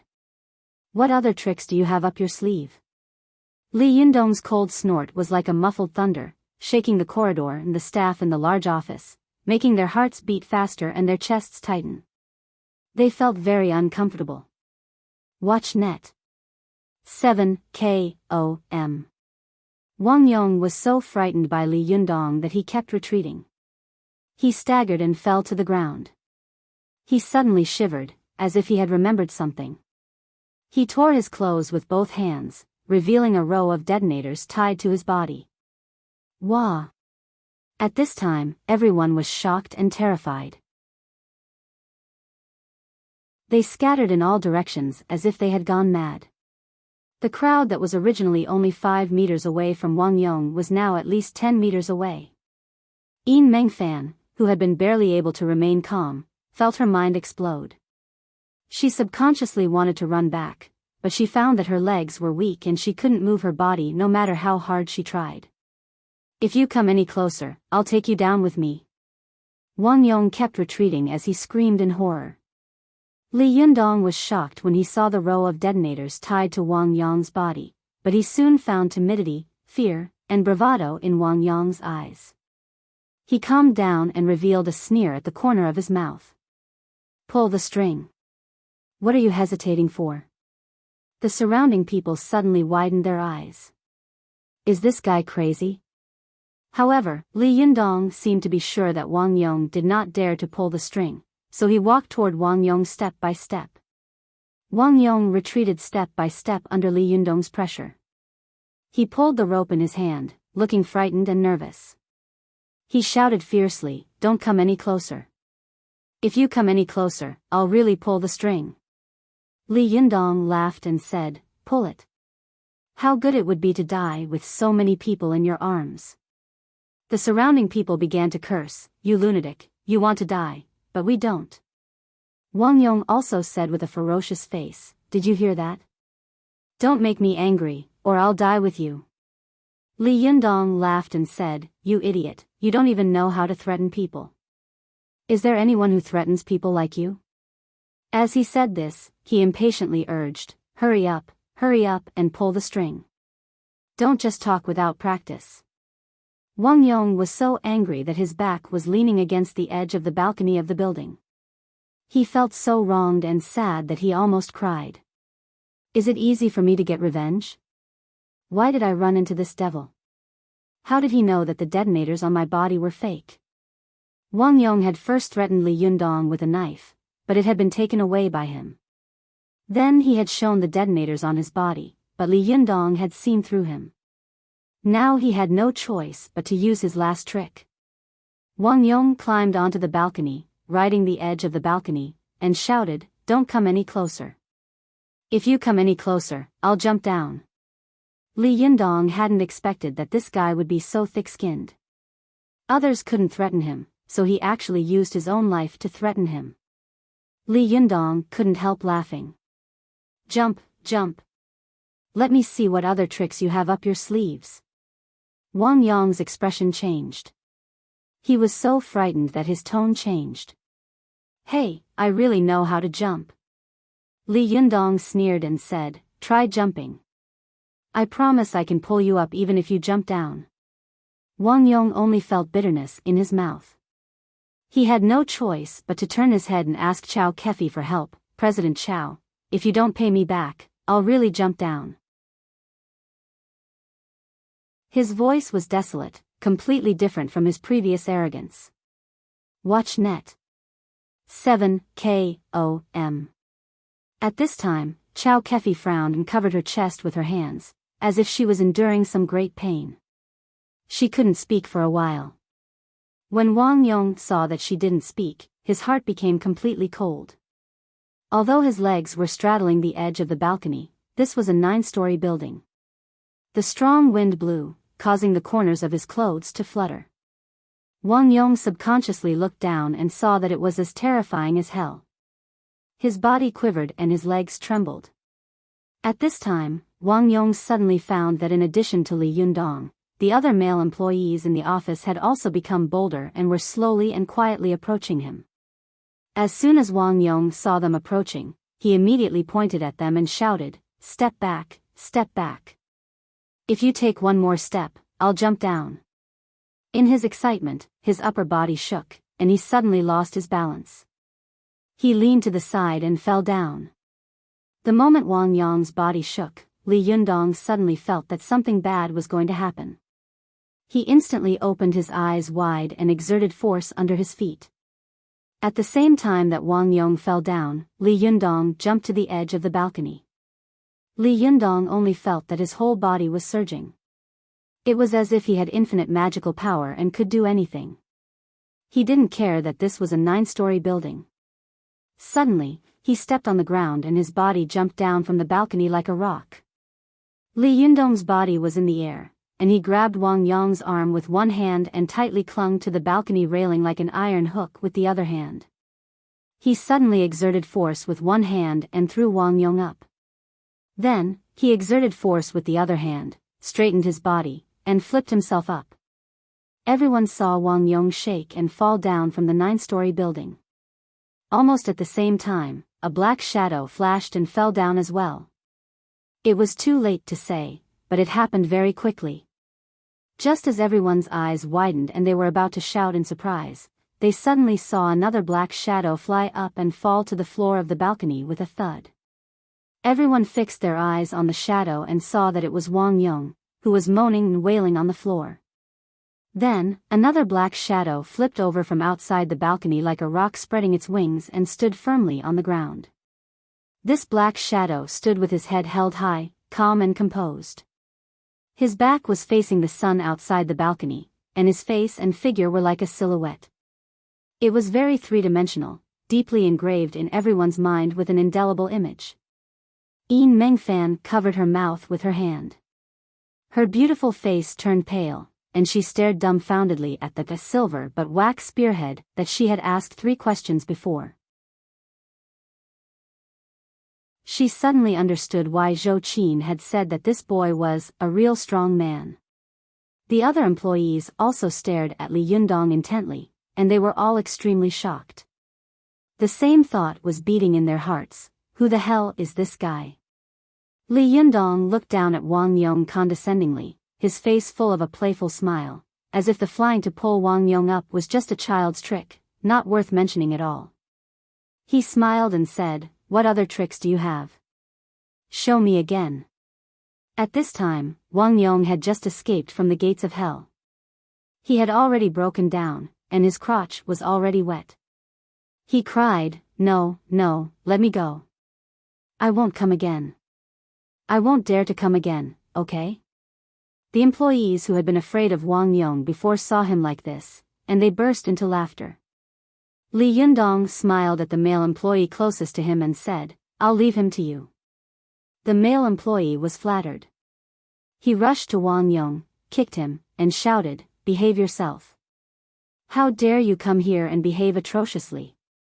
Li Yundong saw that Wang Yong was just shrinking into a ball, without the slightest courage to resist. Only then did he walk out of the balcony and into the huge office. At this time, no one knew who took the lead in applauding in the office, but soon the people in the corridor and the office were applauding and cheering as if they were welcoming a hero. Li Yundong was a little surprised. He smiled politely at the people around him and said, "Thank you." Li Yundong's humble attitude made the eyes of these white-collar workers, especially the white-collar women, shine more and more.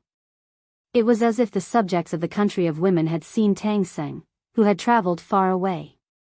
When Li Yundong came to Yin Mengfan, Chao Kefi, and Shen Hui, he suddenly found that Chao Kefi's brows were frowning more and more, and her fingers were covering her chest more and more tightly.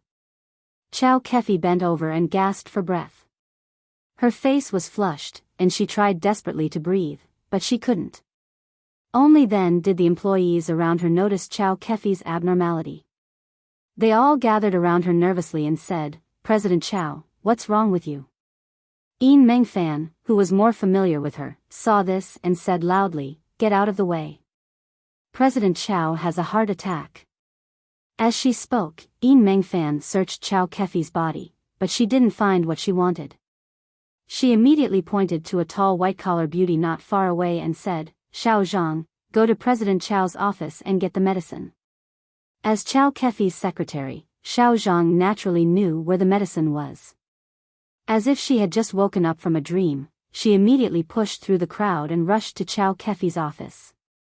But after a while, Xiao Zhang ran over with a medicine bottle with a frightened face and said in a trembling voice, "President Yin, the medicine has been taken."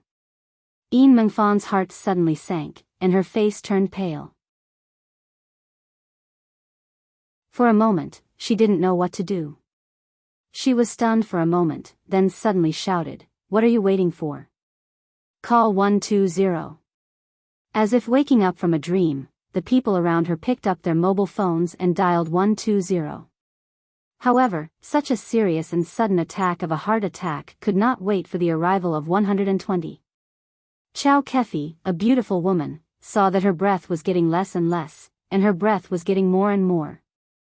Her eyes rolled up, and her face was as pale as ash in pain. Just when everyone was as anxious as ants on a hot pan and at a loss of what to do, a calm and steady voice suddenly sounded from the side, "Let me try." Happy reading. OM/.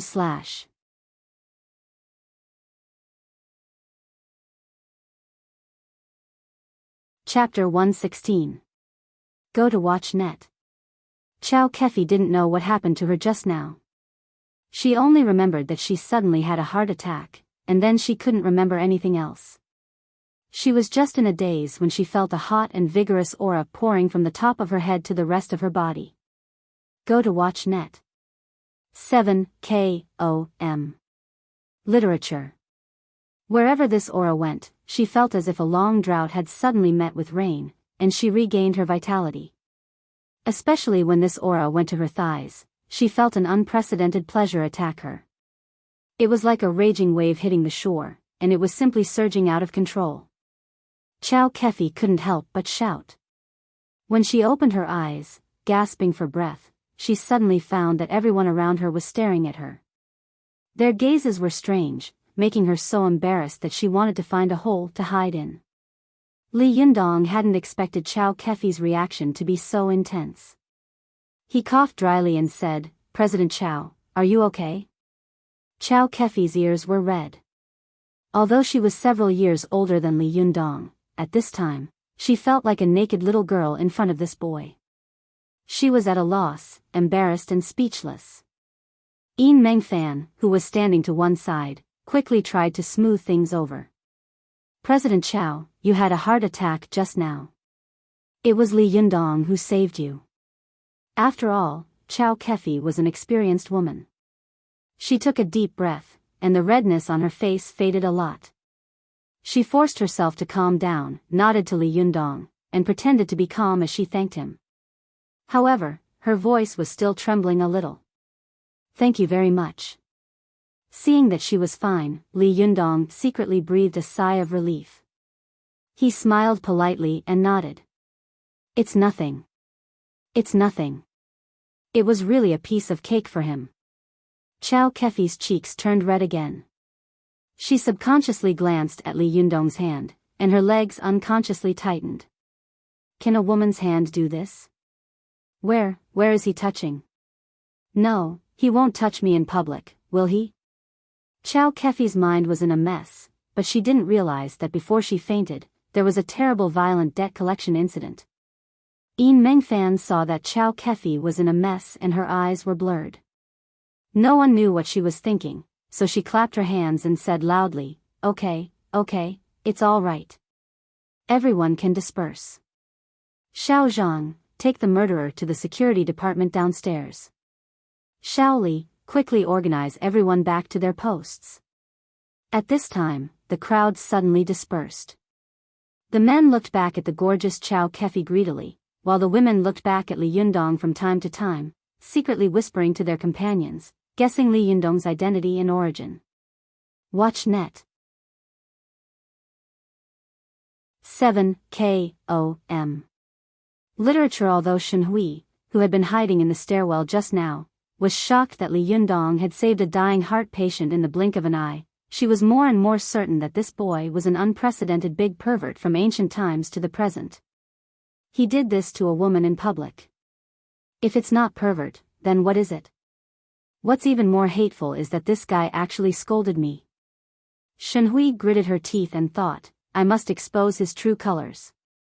As she said this, she glared at Li Yundong with hatred, turned her head, and rushed down the stairs.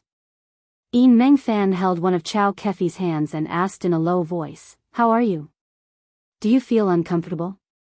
The corners of Chow Kefi's eyes were full of ripples, as if the lingering charm of lust had not passed. She took a step, and her legs were a little shaky. She gritted her teeth and felt more and more uncomfortable in her heart. She shook her head and said in a low voice, I can't walk. Although Yin Mengfan was a strong woman, her body was that of a weak woman. How could she support Chow Kefi, a beautiful woman with a plump figure? After only a few steps, Yin Mengfan was sweating profusely. She turned her head and said helplessly to Li Yundong, Why are you standing there? Can't you help? Li Yundong looked around at the people who kept staring at them, and then at the stunningly beautiful Chow Kefi. He didn't want to have any scandals with the beautiful women here on the first day. He wouldn't be able to face the little girl when he went back.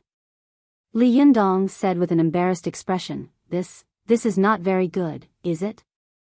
Yin Mengfan was so angry that she blurted out, You did this to her just now, and now you're saying this? As soon as she said this, the office, which had been noisy, suddenly quieted down. The eyes, which had been evasive, looked over in unison, full of surprise and shock.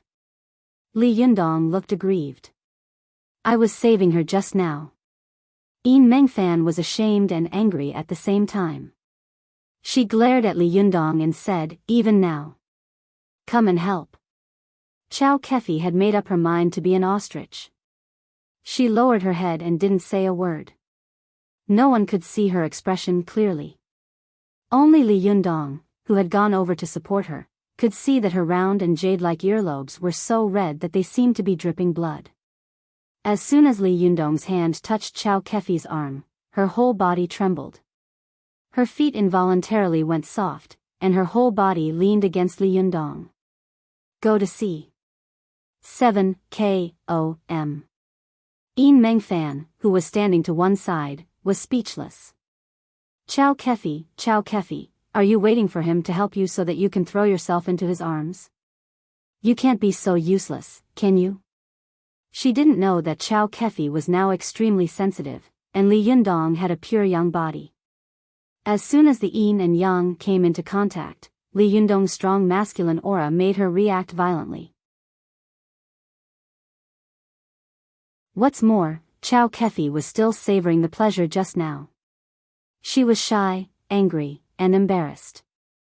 She didn't know how to face this boy and her employees in the future. After Li Yundong helped Chow Kefi, who was so soft that she seemed to have no bones, to sit down in the office, he breathed a sigh of relief and said to Yin Mengfan, Mr. Yin, it should be all right here, right? Can I go now? Yin Mengfan looked at Li Yundong strangely and thought to herself, where did Zhou Qin find such a freak? Why is he acting so strangely? What did he do to save Chow Kefi just now? How could he make her like this by pressing on her head? Yin Mengfan thought of Chow Kefi's appearance just now, and suddenly felt an itch in her heart, as if there was a fire burning under her lower abdomen. Mr. Yin? Li Yundong saw that Yin Mengfan was staring at him in a daze, so he couldn't help but ask again. Yin Mengfan seemed to wake up from a dream. What's wrong? Oh, well, you can go. But the police may come over later to take a statement. You just need to answer truthfully. Li Yundong nodded in response and turned to leave. After Li Yundong left, Chow Kefi, who was shrinking in her seat, let out a long sigh of relief. She was like an ostrich that had drilled its head out of a pile of sand, but she suddenly felt that something was missing around her. When Li Yundong had been there, Chow Kefi had felt unbearably shy, but now that Li Yundong had left, she felt a sense of loss in her heart and couldn't help but look a little confused. Yin Mengfan, who was standing to one side, saw it clearly. She couldn't help but burst into laughter. Do you want me to call him back? Chow Kefi glared at her angrily and said, even you are laughing at me. Yin Mengfan covered her mouth and laughed. He is your savior. It's only right to call him back and thank him. Although Chow Kefi was a romantic by nature, it was two different things to do in private and in public. She covered her face with her hands and said sadly, I would rather die now. How can I live like this in the future? Yin Mengfan sat next to Chow Kefi, pressed her shoulders with both hands, and said with a smile, come on, it's better to live than to die. After a while, no one will remember this. I hope so. Chow Kefi said, deceiving herself. She was silent for a while, then suddenly raised her head, bit her lip, and said shyly, Yin Mengfan, I want to ask you a question. Yin Mengfan vaguely guessed what the question was. She held back her laughter and said, go ahead. Although Chow Kefi was already a mature woman, she still felt ashamed to ask her friend about such a thing. She hesitated for a long time before she asked hesitantly, how did he save me? Why did I have such a reaction? He wouldn't he? After asking this question, Chow Kefi stared at Yin Mengfan with her eyes wide open, waiting nervously for the answer. Yin Mengfan couldn't help but burst into laughter. Don't worry. What can he do to you in front of everyone? Do you think he's crazy? Or do you think we don't exist?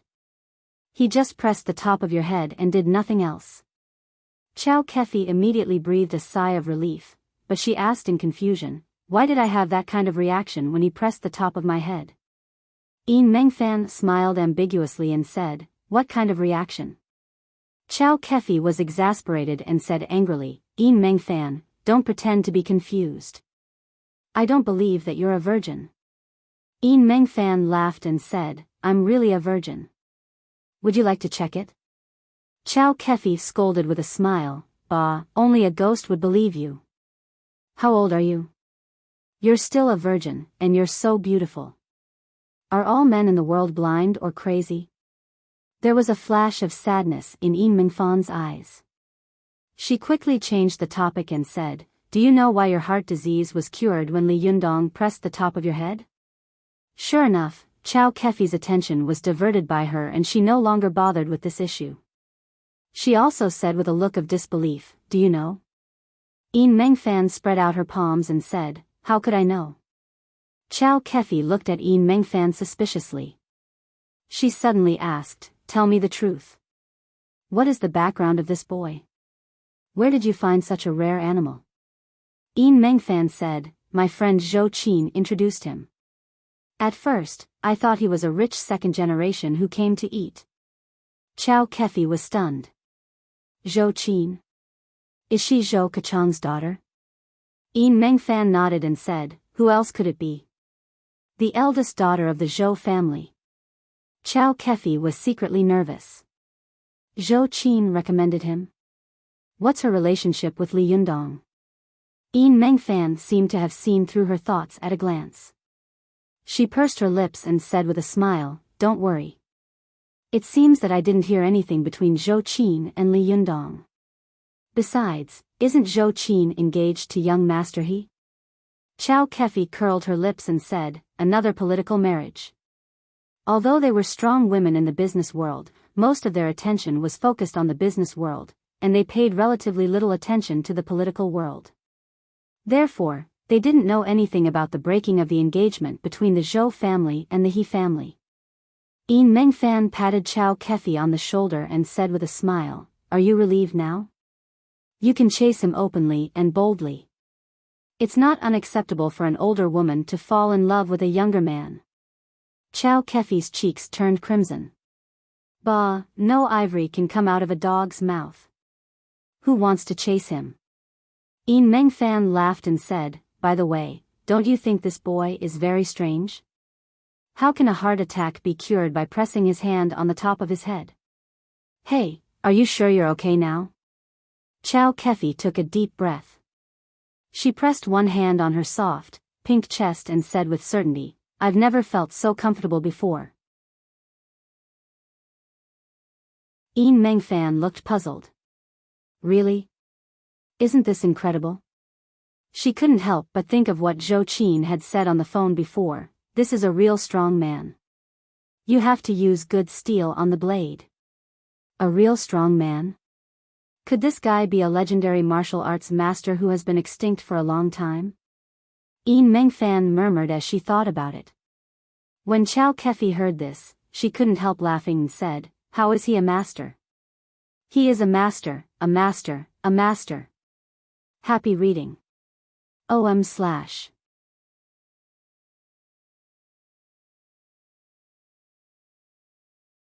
Chapter 117. Go to the internet. Master? Master? In the past, I would have thought that you were dreaming, but now.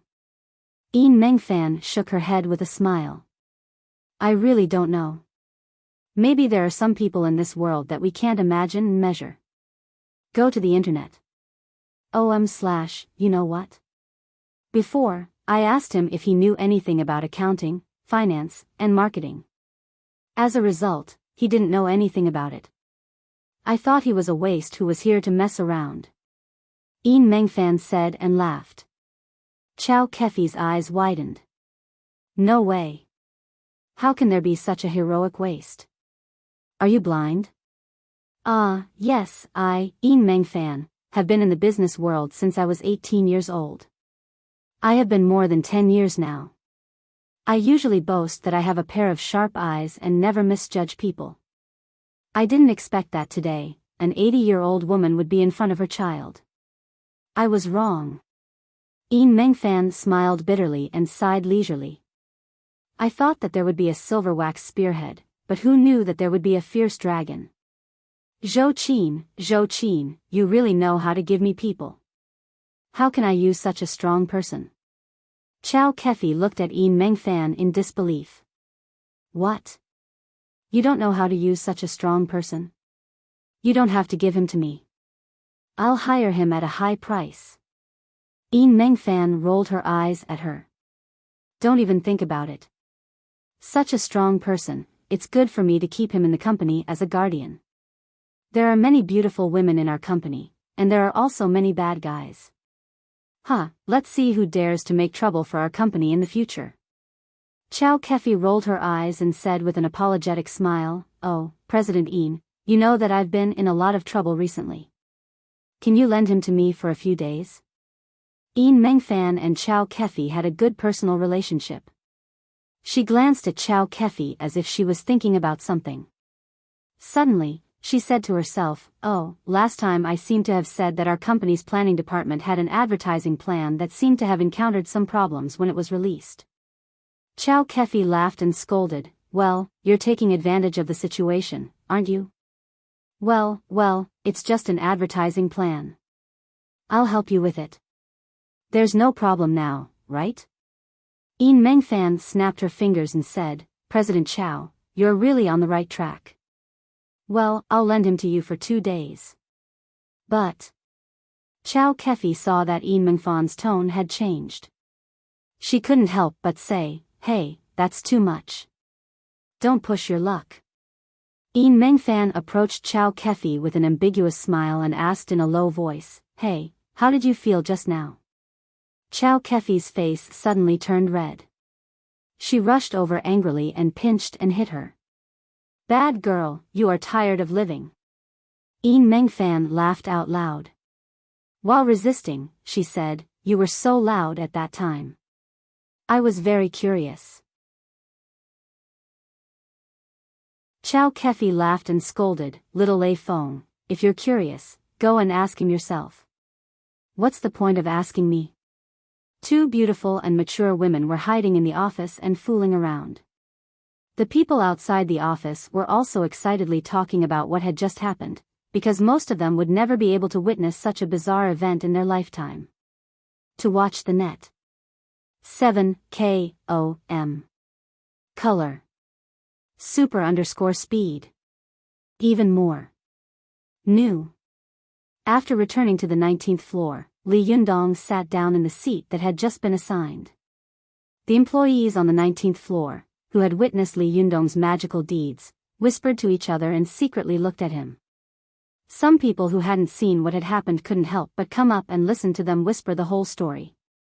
After the police finished their statements, Li Yundong found that many white-collar employees took various opportunities to pass by his table all morning. Their eyes seemed to be looking at an alien from an alien planet. Although qi refining could improve a person's self-restraint and calmness, being stared at by so many people all day long, even a genuine immortal couldn't stand it. In the afternoon, the incident began to escalate. When a beautiful, slim, and confident white-collar woman passed by Li Yundong's seat, she quietly put a small note on his table. Li Yundong had been sitting in his seat with nothing to do with his eyes closed. When he found that there was movement in front of him, he opened his eyes and saw a beautiful woman passing by him. Before leaving, she gave him a flirtatious look and left a note on his table. Li Yundong picked up the note and glanced at it, only to see that it said, "Handsome, my name is Xiaoyu. This is my cell phone number. How about having dinner together tonight?" Then, she drew a very artistic heart-shaped pattern below, with a series of phone numbers in the middle of the pattern. However, what made Li Yundong laugh and cry the most was that the beautiful woman's handwriting was really elegant, but she also wrote a series of Arabic numerals very artistically. Li Yundong looked at it for a long time, but he still couldn't figure out what the series of Arabic numerals were written. Li Yundong held the note and looked at it for a long time.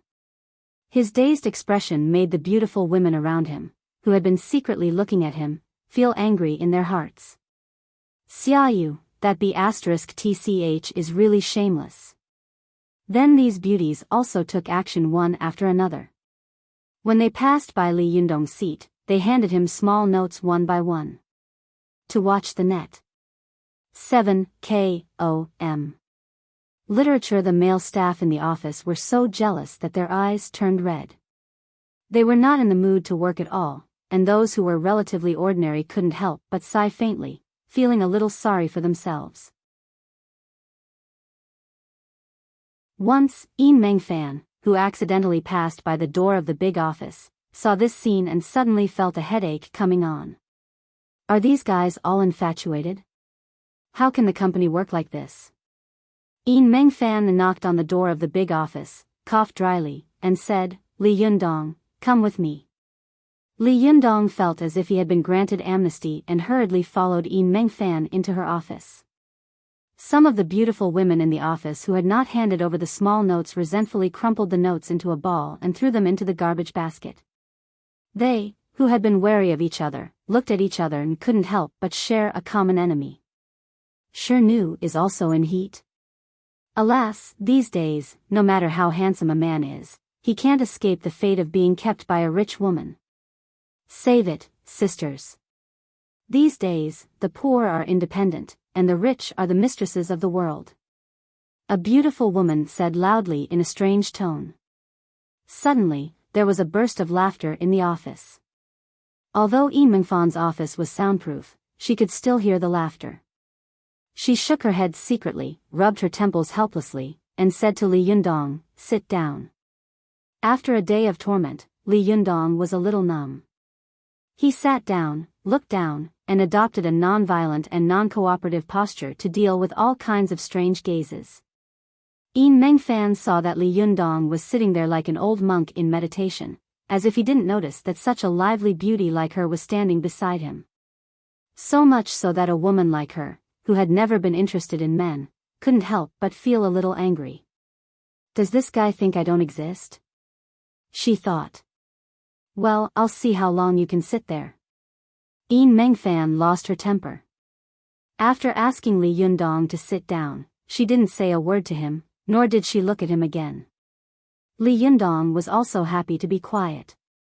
He didn't have to worry about being looked at like an animal in the office, and he didn't have to worry about being suddenly disturbed, so he sat cross-legged alone, closed his eyes slightly, and closed his eyes to practice qi. At this time, Li Yundong had completed the cultivation of the third level of spirit concentration. For him, practicing qi no longer had to be done at a fixed time and in a fixed place like before to have the best effect. During the Song Huizong period, the Huandan Reviving Life Manual, written by Xue Daoguang, who abandoned the monk and became a Taoist, said, "There is no need to look for the winter solstice to refine pills, there is a yang in the body." Li Yundong was in this state now. No matter when and where, the qi in his body was like a furnace that would never be extinguished. In the middle of the furnace, there was always a small pool of pure yang qi burning and jumping. As long as he fiddled with it a little, it would immediately become a prairie fire.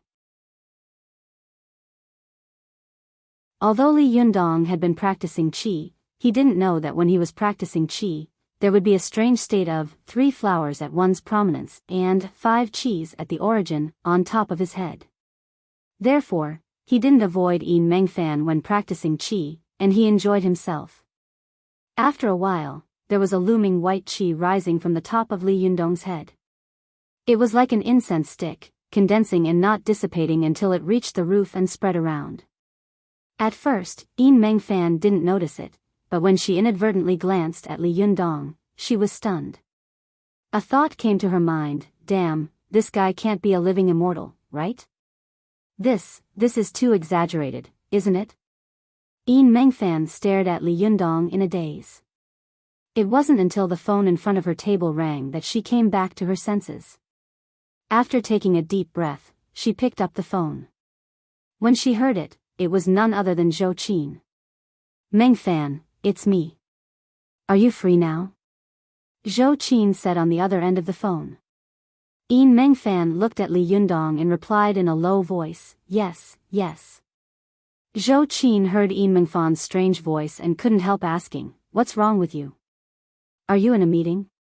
Yin Mengfan said, "No." Zhou Qin asked in confusion, "Then why are you acting like a thief?" Yin Mengfan looked at Li Yundong, who was still in meditation, and said with a wry smile, "It's all because of this strong man you got me." Zhou Qin had called to ask about Li Yundong.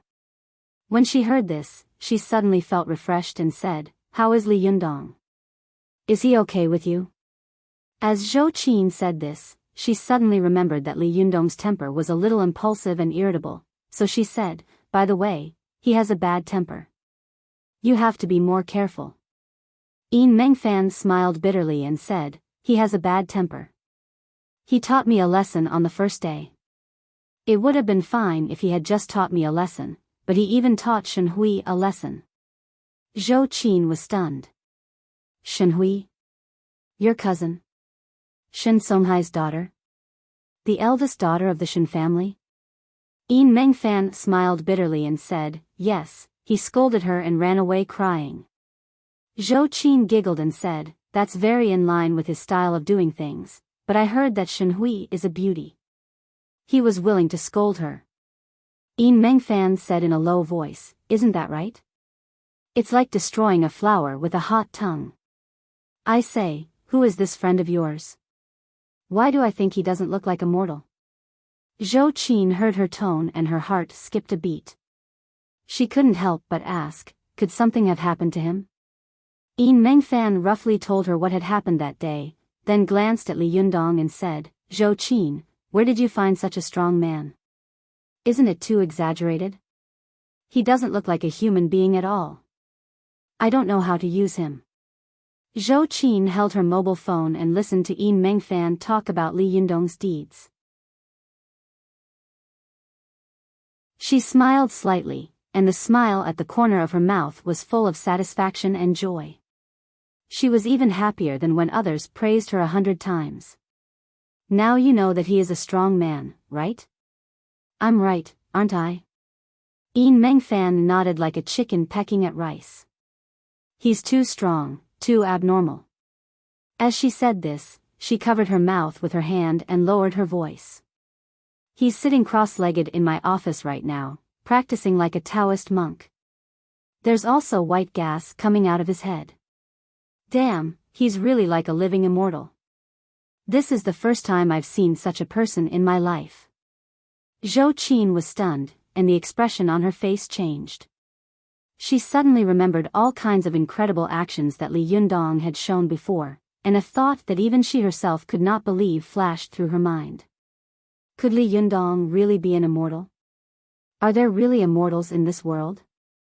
Happy reading. OM/.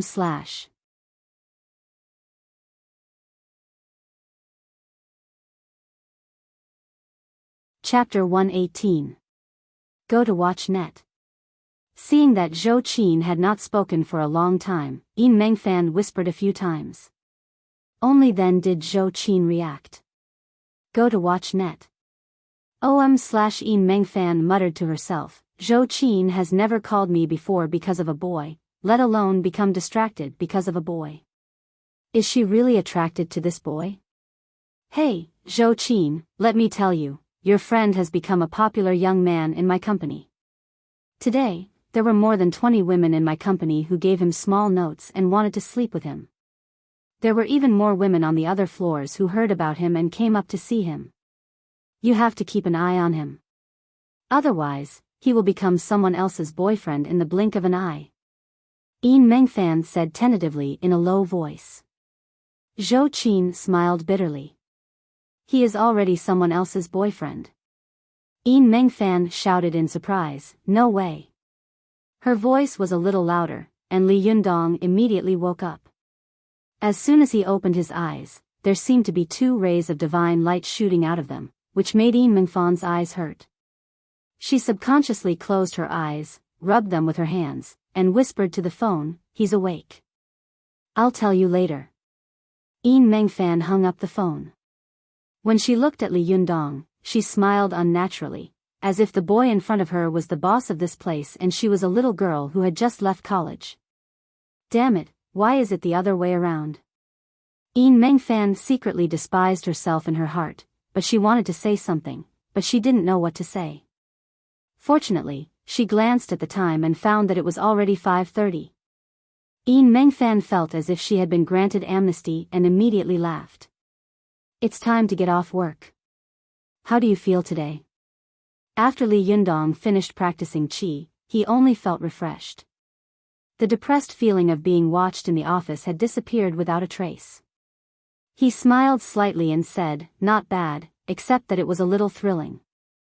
Yin Mengfan felt that the boy in front of her was frighteningly strong, and she was at a loss.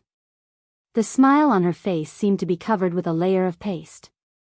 It was dry and unnatural. Well, remember to come to work at 9 o'clock tomorrow. Li Yundong stood up and walked to the door. Then, he turned around. What exactly am I supposed to do tomorrow? Yin Mengfan suddenly had a headache again. She unconsciously pressed her forehead and pondered for a while. Then, she said, by the way, follow President Chao tomorrow. She needs to help you deal with something. Watch net. Li Yundong asked in confusion, isn't President Chao on the 9th floor? Isn't she the boss of a film company? Yin Mengfan explained, our company has some cooperation with her company, so it's normal to have some personnel arrangements. Li Yundong asked again, what can I do for President Chao? Yin Mengfan smiled and said, then you have to ask her. Li Yundong nodded and turned to leave. He walked to the elevator on the stairs and happened to see a group of white-collar women swiping their cards to get off work in groups. These white-collar women had been chattering and laughing, but when they saw Li Yundong, they suddenly stopped talking. Some quietly smoothed their hair, revealing their most beautiful cheeks. Some secretly took out their makeup boxes to touch up their makeup and quickly touched up their makeup. There were also some who stuck out their chests and sucked in their bellies, looking like reserved ladies. Li Yundong laughed in his heart when he saw this. When he walked into the elevator, these women also swarmed in. Behind him, a man who wanted to come in shouted, "Hey, wait a minute." The beauty near the door pressed the button to close the door without hesitation, then shouted outside, "Wait for the next one." The man watched as the elevator door slowly closed. A man rushed over and put his hand into the crack of the elevator, stopping it by a hair's breadth. The elevator slowly opened again. The woman standing at the door stared at the man with her hands on her hips. "I told you to wait for the next one. Didn't you see that this place is full?"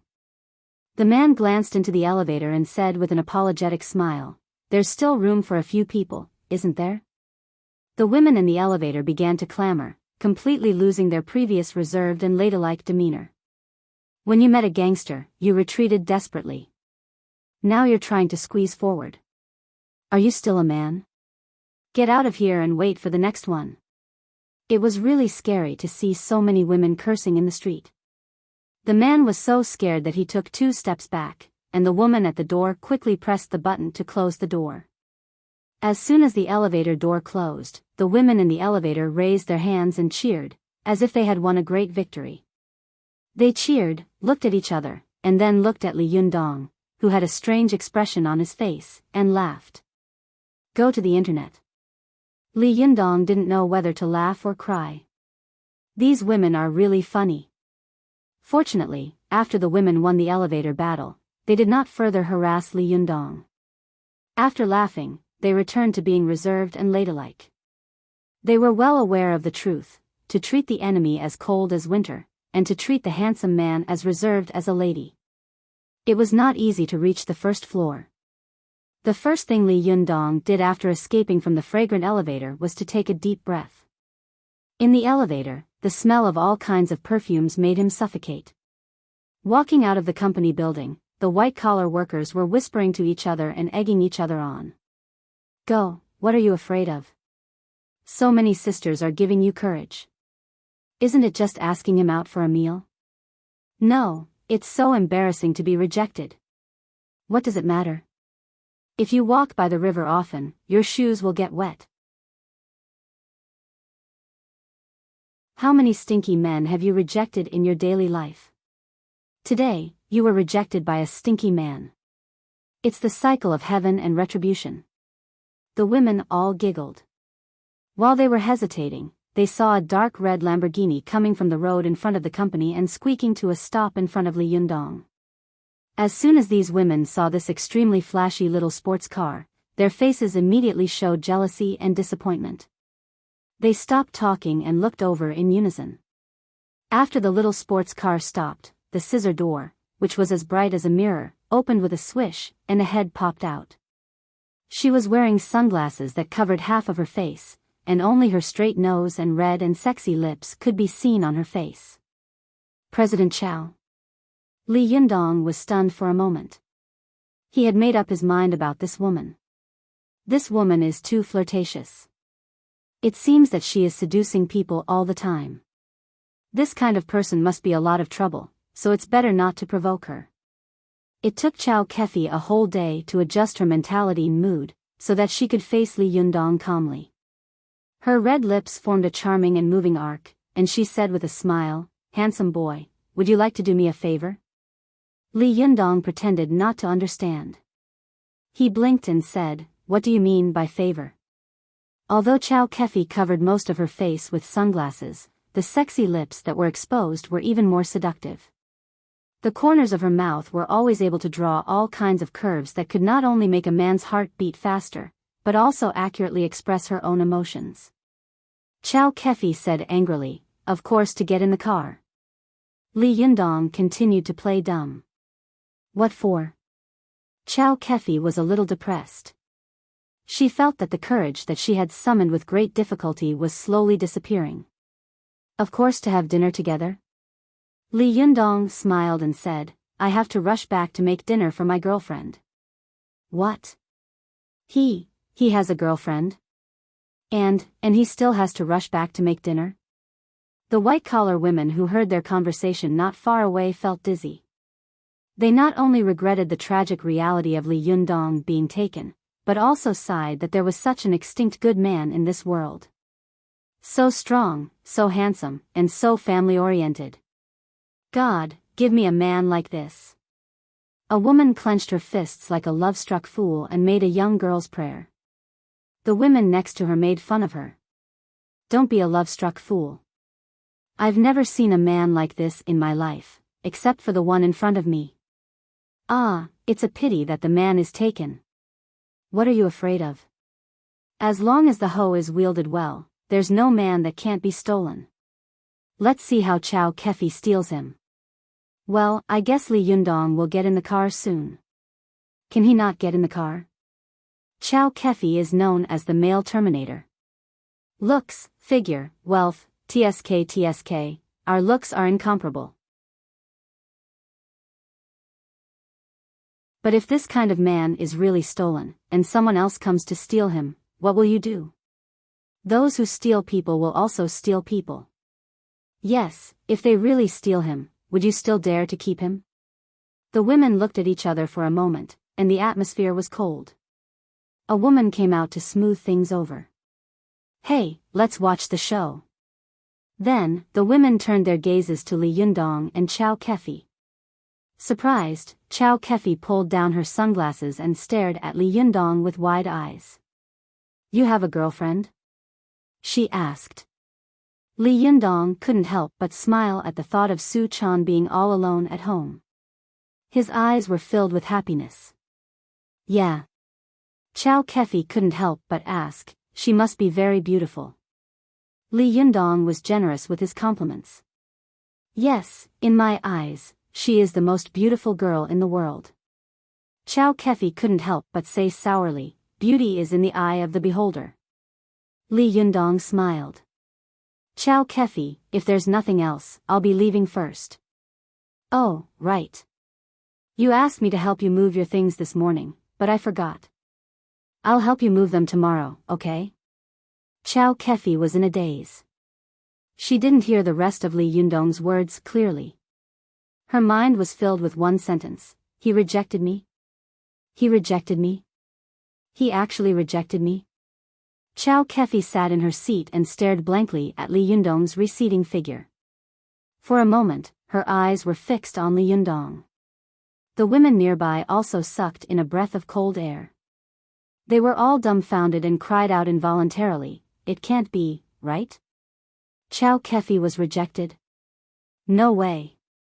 Chow Kefi, known as the public enemy of all women and a killer of men, was rejected? That handsome guy is so cool and awesome, isn't he? A Lamborghini and a beautiful woman? How could he reject all of that? A beautiful woman and a beautiful car? That's too much. He can't be gay, can he? No way. Didn't he say he had a girlfriend? Li Yundong had no idea that his actions today were even more shocking than his heroic rescue earlier in the day. In just a short while, the entire building had heard about it. Not all of the office workers were interested in Li Yundong's heroic deeds, but they were all very interested in the fact that Li Yundong had rejected Chow Kefi in public. Chow Kefi sat in the sports car as if she had been petrified. She bit her lip hard, and her heart was filled with unwillingness and anger. Can he be so arrogant after saving someone? It was not until Li Yundong's back disappeared from her sight that Chow Kefi came to her senses. She gritted her teeth and thought to herself, Li Yundong, I want to see if you are really determined or playing hard to get. She stepped on the accelerator, and the handsome and beautiful Lamborghini spewed out a burst of exhaust and roared away. Happy reading. OM/.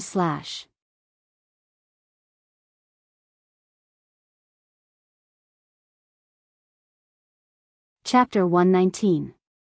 Go to watch net. Li Yundong walked along the street for a long distance, ready to take the bus home, but he suddenly heard the roar of a motor coming from behind him. Watch net. 7KOM. Rainbow caret asterisk literature underscore learning percent super hashtag speed. Update. Li Yundong looked back and saw that Chow Kefi's Lamborghini had caught up with him again. He shook his head helplessly and was about to step forward to make things clear. Suddenly, the Lamborghini made a beautiful drift in front of him, and the scissor door opened. Chow Kefi took off her sunglasses and shouted in panic, "Come on, someone is chasing me. Help."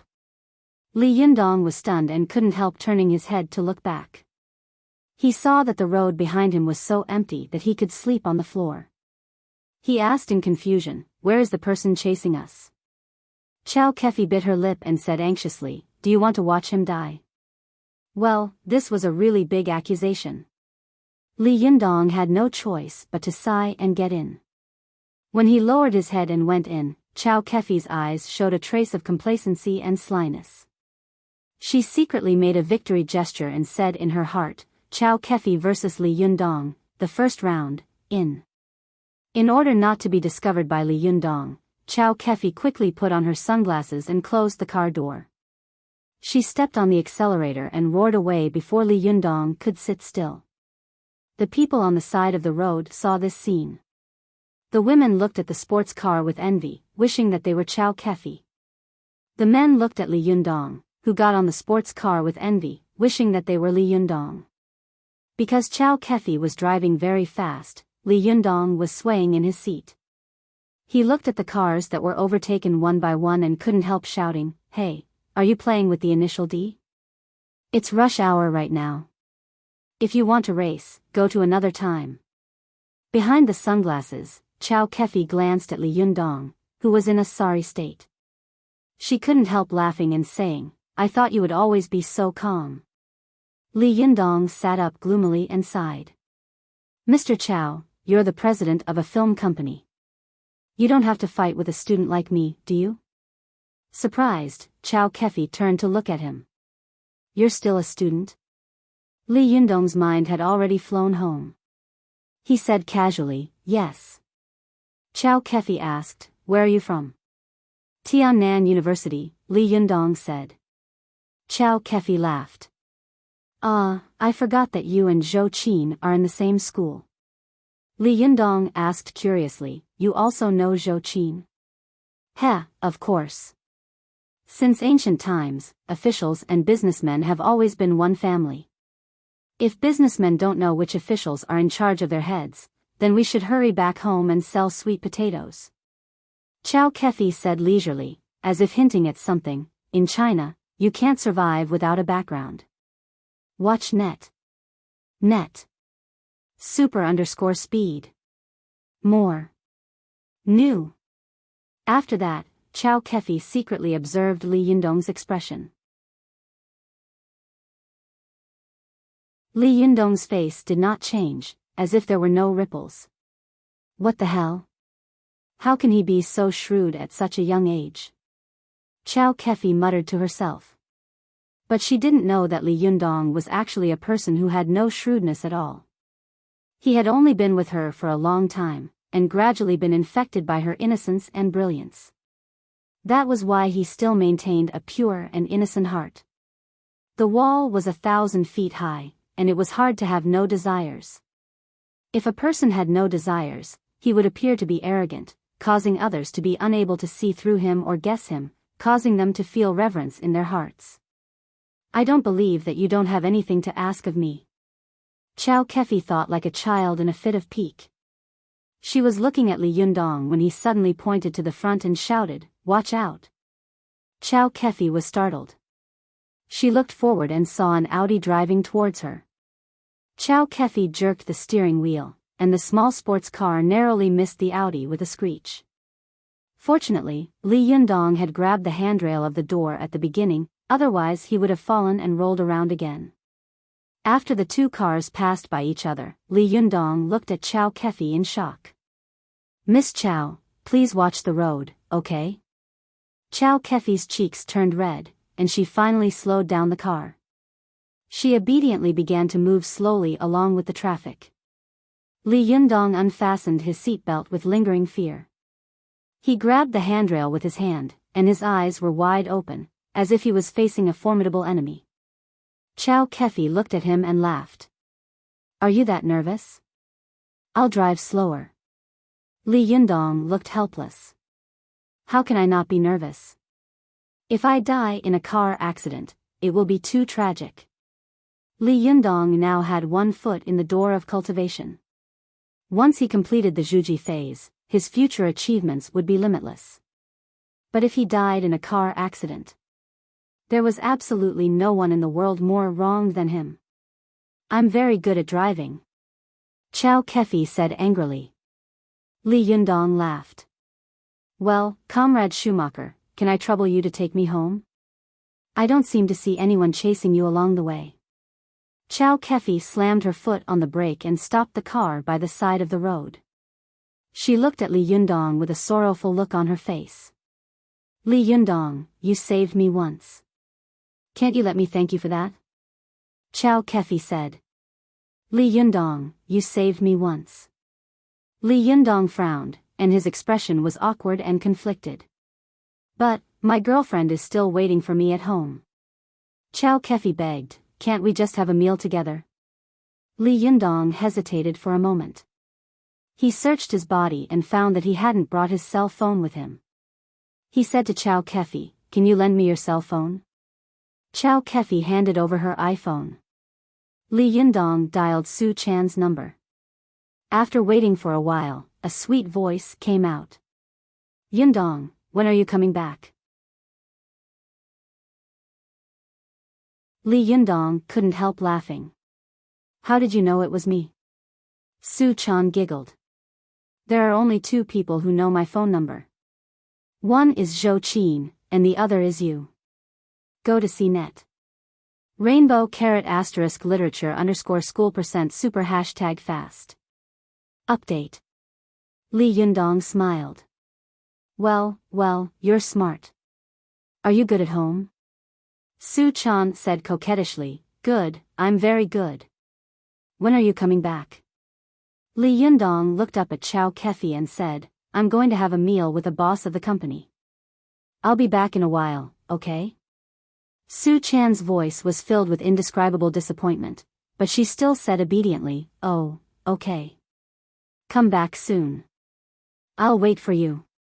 Li Yundong smiled and said goodbye to Su Chan, then handed the phone back to Chow Kefi. Chow Kefi suddenly felt sour in her heart. She was fighting with a little girl for a man? What was going on? But on second thought, Chow Kefi gritted her teeth, put the phone away, and started the car. In her mind, she thought, no matter what, Chow Kefi versus Li Yundong, round 2, in. Chow Kefi drove to the west of the city. Li Yundong found that the left and right sides were mostly bars, saunas, and luxury hotels. He couldn't help but be stunned. He asked, where is this? Chow Kefi got out of the car, took off her sunglasses, and said with a sly smile, Su Anlu, you've never been here before. Li Yundong's expression suddenly became very strange. He said, is this the legendary red light district of Tiannan City? Chow Kefi laughed. Look at you. You're so nervous. Don't worry, there's a very good restaurant here. I'll take you there. Li Yundong was surprised. There's a restaurant here? Chow Kefi smiled. You'll know when you go in. Li Yundong laughed. It's not a Western restaurant, is it? Chow Kefi looked at him in surprise. How did you know?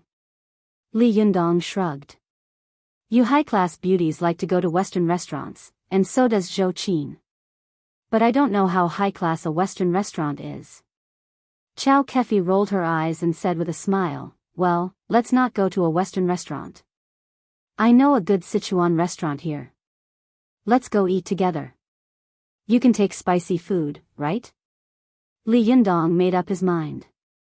Since he was already here, he might as well take things as they came. He smiled. How do you write the word spicy? Chow Kefi giggled. Well, let's eat to our heart's content today. Chow Kefi led Li Yundong from the parking lot to a Sichuan restaurant called Sichuan Cuisine. She ordered a relatively quiet table by the window. She rested her chin on her hands and carefully looked at Li Yundong, who was looking at the menu. It was around 6 o'clock in the evening.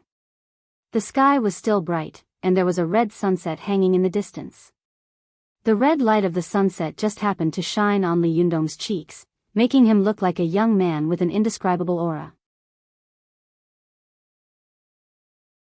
Although he had revealed a calm temperament from time to time along the way, Chow Kefi could still sense the shy and inexperienced side of the boy from his young face. It was like a piece of unpolished jade that had just revealed its inner precious corner. On the outside, it was a hard and rough stone. It needed a patient and gentle craftsman to carefully polish and carve it, and finally, this piece of unpolished jade could be carved into a wonderful work of art. However, who would be the craftsman who would polish and sculpt it? Who would be the owner of the final product? Chow Kefi looked at Li Yundong obsessively. The boy in front of her did not have the filthy desire and depravity of this turbid world. He was full of positive masculinity and full of vitality. As long as she got close to him, she felt comfortable all over, as if she was soaking in a hot spring. In particular, Chow Kefi thought of the turbulent pleasure that Li Yundong had made her feel on the verge of death. This mature woman couldn't help but feel her lower abdomen heat up, and her lower body was wet and itchy. She couldn't wait to have sex with this mysterious and magical boy. I just don't know how this boy will perform in bed. Chow Kefi couldn't help but look at Li Yundong with charming eyes. After Li Yundong ordered the dishes, he raised his head and found that Chow Kefi was looking at him eagerly. He couldn't help but smile and say, "What are you looking at?" Chow Kefi and Li Yundong had been together for a long time, and gradually, she was no longer as restrained and embarrassed as before. She looked at Li Yundong curiously and boldly and asked, "Can you tell me how you saved me?" Li Yundong laughed and said, "If you want to ask me, I really don't know." Seeing that Li Yundong was unwilling to say, Chow Kefi thought that he had some difficulties, so she didn't ask further. In her heart, she had already regarded Li Yundong as a hidden master. She laughed and said, "It doesn't matter if you don't tell me, but you have to compensate me." Li Yundong was stunned for a moment. "Compensate you?" Chow Kefi's cheeks were a little red.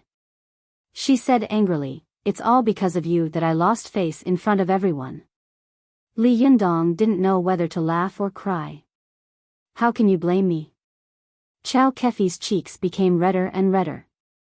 She looked as if she had been drinking. Her cheeks were flushed and she was extremely beautiful, attracting the men around her to steal a few glances at her. This woman had a very classic oval face. Her facial features were actually very normal when taken apart, but when put together, there was an indescribable flavor to it. Especially when the corners of her eyes were slightly tilted up, she looked very flirtatious. When her eyes moved, her gaze would move, and her eyes would flash. It was very seductive. Chow Kefi seemed to know this characteristic of herself, so she deliberately wore a pair of heavy black-rimmed glasses to suppress her innate seductive charm. Now that Chow Kefi had taken off her glasses, her eyes seemed to be electrifying. Her charm was amazing, especially her plump figure. She held her chin with her hands, and her full breasts were squeezed into a deep ravine. She was so attractive that it was enough to bury the ambition of any man in the world. Chow Kefi hadn't expected Li Yundong to answer her so shamelessly. Like a little girl, she said coquettishly, "Are you blaming me? What the hell did you do? I can't even be a man anymore." Li Yundong was extremely embarrassed. He coughed dryly and winked at her. "Hey, President Chow, watch your image." Chow Kefi looked around at the strange gazes around her, and her earlobes turned as red as cinnabar. However, she forced herself to be calm and said, "That's right. Who knows what you did to make me look like that? You made me look like that." For a moment, the gossip in the hearts of the surrounding gossipers was burning fiercely. All of them wished that their ears could stand up 8 feet high and become sensitive to the wind. They all looked at Li Yundong like wolves and tigers, full of hatred and jealousy. What the hell is going on? Li Yundong was a little crazy. He looked at Chow Kefi with a broken expression and thought to himself, why are all the beauties in the world so stupid? At first, Su Chan spoke like this, and then Fong Na also spoke like this. Why does President Chow, who looks so mature, also speak like this? Chow Kefi's face was as red as a rosy cloud, echoing the sunset outside the window. She was really beautiful. A smile flashed in her eyes, but her face was still sad and gloomy. She tapped the plate in front of Li Yundong with her chopsticks and said, "Hey, say something. Don't think that you won't be responsible if you don't speak. You have to be responsible for doing such a thing. You have to be responsible for doing such a thing." The gazes of the people around them became more and more strange. When they looked at Li Yundong, it was as if they were looking at Chen Shimi, a heartbreaker. Some of them muttered in their hearts, "What on earth did you do? Just say it. You want to kill me." Li Yundong's calmness and composure completely collapsed at this moment, and his psychological defense was completely broken. He raised his hands and smiled bitterly.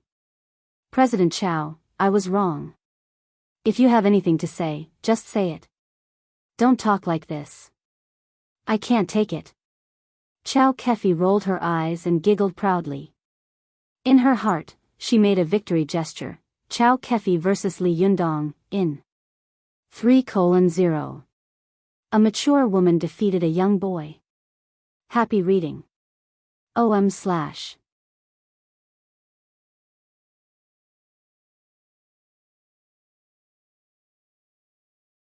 Chapter 120.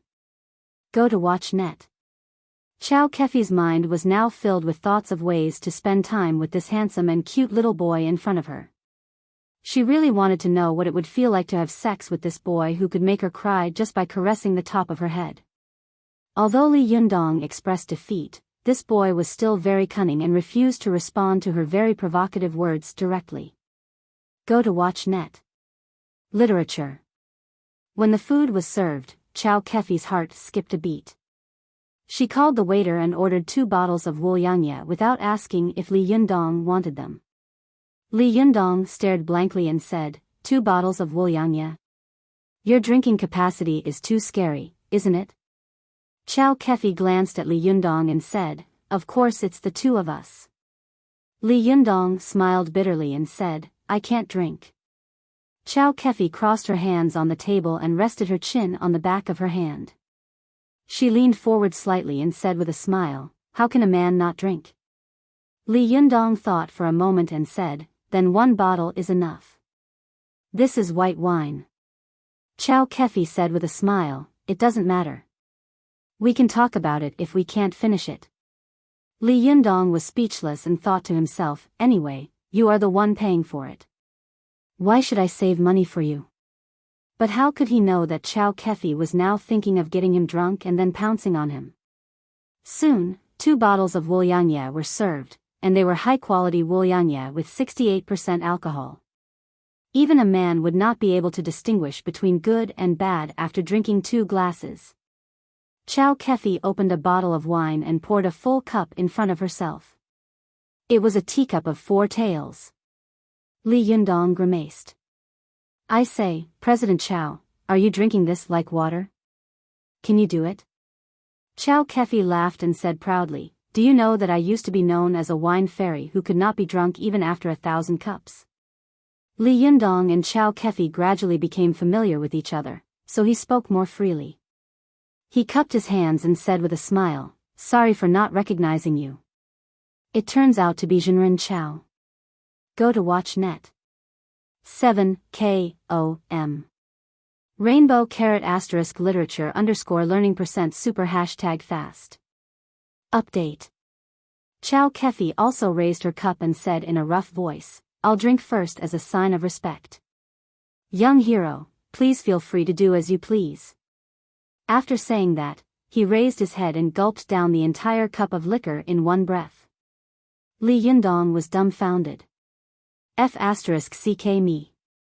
Hey, slow down, don't have another heart attack. Chow Kefi drank a glass of hard liquor, and her face suddenly flushed. Her eyes seemed to be filled with spring water, and the skin on her neck and chest revealed a gorgeous blush. She giggled and said, "Don't you have a heart attack?" As she spoke, she shot him a coquettish glance. Fortunately, Li Yundong hung out with Su Chan, a natural fox, all day long. Otherwise, he would have been seduced by Chow Kefi, a mature woman. He only felt his heart skip a beat, and his eyes unconsciously looked away. Chow Kefi saw that Li Yundong was a little unnatural and thought that he was shy. She smiled and said, "I've already drunk. You should at least show some respect, right?" Li Yundong had never drunk before, and he didn't know if he could drink. He smiled bitterly and said, "I can't drink." Chow Kefi was full of evil intentions and kept encouraging Li Yundong to drink. She said with a smile, "It's okay. It's a little uncomfortable to drink with your eyes closed for the first time." After saying that, she giggled ambiguously. Li Yundong smiled bitterly in his heart. How could he meet such a person on his first day at work? Or the boss of the company? Why does she always say such irrelevant things? Li Yundong thought to himself, "I'm already very sorry for leaving Su Chan alone at home. If I go back drunk, wouldn't I be too heartless?" Li Yundong refused in every way possible, while Chow Kefi tried to persuade him to drink. While the two of them were entangled, they suddenly heard a voice coming from the side. "Hey, isn't this President Chow?" Li Yundong and Chow Kefi looked to the side together and saw a middle-aged man in a suit and leather shoes standing in front of them. Although he looked dignified, his eyes were always lingering on Chow Kefi's plump chest. Go to see. Net. Super_speed. More. New. As soon as Chow Kefi saw the man, a flash of disgust flashed in her eyes, but she quickly smiled and said enthusiastically, "Oh, it's President Chow. What a coincidence. Are you also here for dinner?" President Chow pointed to a few men behind him who were also in suits and leather shoes and said, "I came here with a few clients to discuss business. I didn't expect to meet you here." As he said this, President Chow looked at Li Yundong. "This is?" Chow Kefi pointed to President Chow and introduced him to Li Yundong. "This is Zhao Yuzhen, the boss of Cathay Electronics Limited Company in the city." After that, she pointed to Li Yundong and introduced him to Zhao Yuzhen. "This is Li Yundong, a college student who just came to work in Yin Mengfan's company today." When Zhao Yuzhen heard that Li Yundong was a college student, a trace of contempt flashed in his eyes. He didn't shake hands with Li Yundong, but just nodded indifferently. Then, when he turned to look at Chow Kefi, his smile became very warm again. "President Chow, it's such a coincidence today. Why don't we eat together?" Chow Kefi cursed in her heart, "Zhao Yuzhen, you be **starred, get away from me. You're delaying me from having sex here." She cursed in her heart, but she smiled and said, "That's not very good. The dishes have already been served. Besides, President Chow, it's not good for me to participate in your business with your clients, is it?" When Zhao Yuzhen heard her refusal, a trace of unhappiness and resentment flashed in his eyes. He didn't want to force her. After shaking hands with Chow Kefi, he glanced greedily at the ravine on her chest and then turned to leave. Chow Kefi had been watching Zhao Yuzhen leave with a smile on her face. After they entered the box and disappeared, she sat down, took out a wet tissue from her carry-on bag with a gloomy face, and wiped her hands hard. Li Yundong could see that Chow Kefi was in a bad mood, so he didn't ask any more questions. He just picked up the dishes on the table with his chopsticks and ate alone. After wiping for a while, Chow Kefi suddenly had no intention of seducing Li Yundong. She sighed with waning interest and said in a weathered tone, "Shaoli, I'll call you brother for the sake of my seniority. You see me driving such a good car, wearing gold and silver jewelry, and being the boss of the company. It seems that I'm very glorious, but who knows the bitterness in it? You're like Mr. Zhao. Although he's not my boss, I still have to be polite and smile at him. Because people in our line of work lack money the most. And what they don't lack the least is money. Chow Kefi smiled bitterly. They can be said to be potential investors, so no matter how disgusting they are, I have to bear it. I have anger and grievances in my heart. Who can I find to vent my anger? Alas, your sister. I've been living a hard life for so many years. Chow Kefi sighed with red eyes. Li Yundong didn't answer and listened quietly. Chow Kefi poured herself another glass of wine and drank it by herself. She said with a wry smile, when I first entered the industry, I didn't drink a drop of wine. But now, drinking makes me sick, and I can't quit. The most terrible thing is that even if I want to quit, I can't. Because in this industry, if you don't drink, how can you survive? Those men just want to get you drunk so they can take advantage of you. Chow Kefi drank another glass of wine alone. After drinking 8 taels of wine, Chow Kefi was already a little drunk. She had accumulated a lot of complaints and pain in her daily life and had nowhere to vent them. Today, she suddenly met Li Yundong, a boy who was different from the others and made her feel extremely good. Suddenly, her closed heart was opened and she talked endlessly. It was the easiest to get drunk while complaining. After drinking another glass of wine, Chow Kefi was already a little drunk. She looked at Li Yundong with blurred eyes, smiled, and said, "You men are all the same. When you see a beautiful woman, you seem to have lost your soul and try to get into her clothes. Are you the same?" Li Yundong had been listening to Chow Kefi talk about her entrepreneurial past, and he couldn't help but have some respect for this strong woman who had gone through hardships to create a company. He reached out and grabbed the glass from Chow Kefi's hand, saying, "Mr. Chow, you're drunk." Chow Kefi grabbed the glass from Li Yundong's hand with a smile. "Nonsense. Look at me.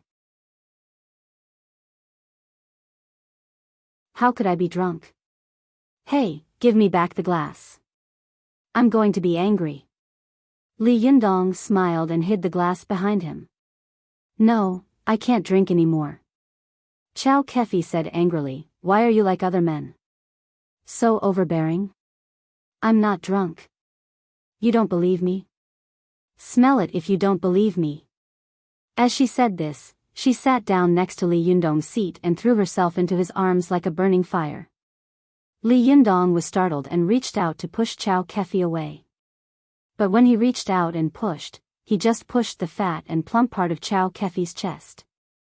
As soon as his warm and strong hand touched Chow Kefi's skin, the mature woman seemed to turn into a mass of spring water and almost melted in Li Yundong's arms. Chow Kefi grabbed Li Yundong's hand to prevent it from escaping her chest. She didn't care that they were in the dining room. She giggled and looked as if she had caught him in the act. "See? You've finally shown your true colors, haven't you? You pretend to be serious on the surface, but in fact, you are just like other stinky men. You only think about those bad things." No matter how calm Li Yundong was, he couldn't help but panic. He explained, I didn't mean it." Chow Kefi smiled drunkenly and said, "Don't explain. Although you are as lecherous as those stinky men, I don't like those stinky men. I like you. If you want to do bad things, I'll let you do it, okay?" After saying that, she actually leaned her soft chest toward Li Yundong's hand. Happy reading. OM/.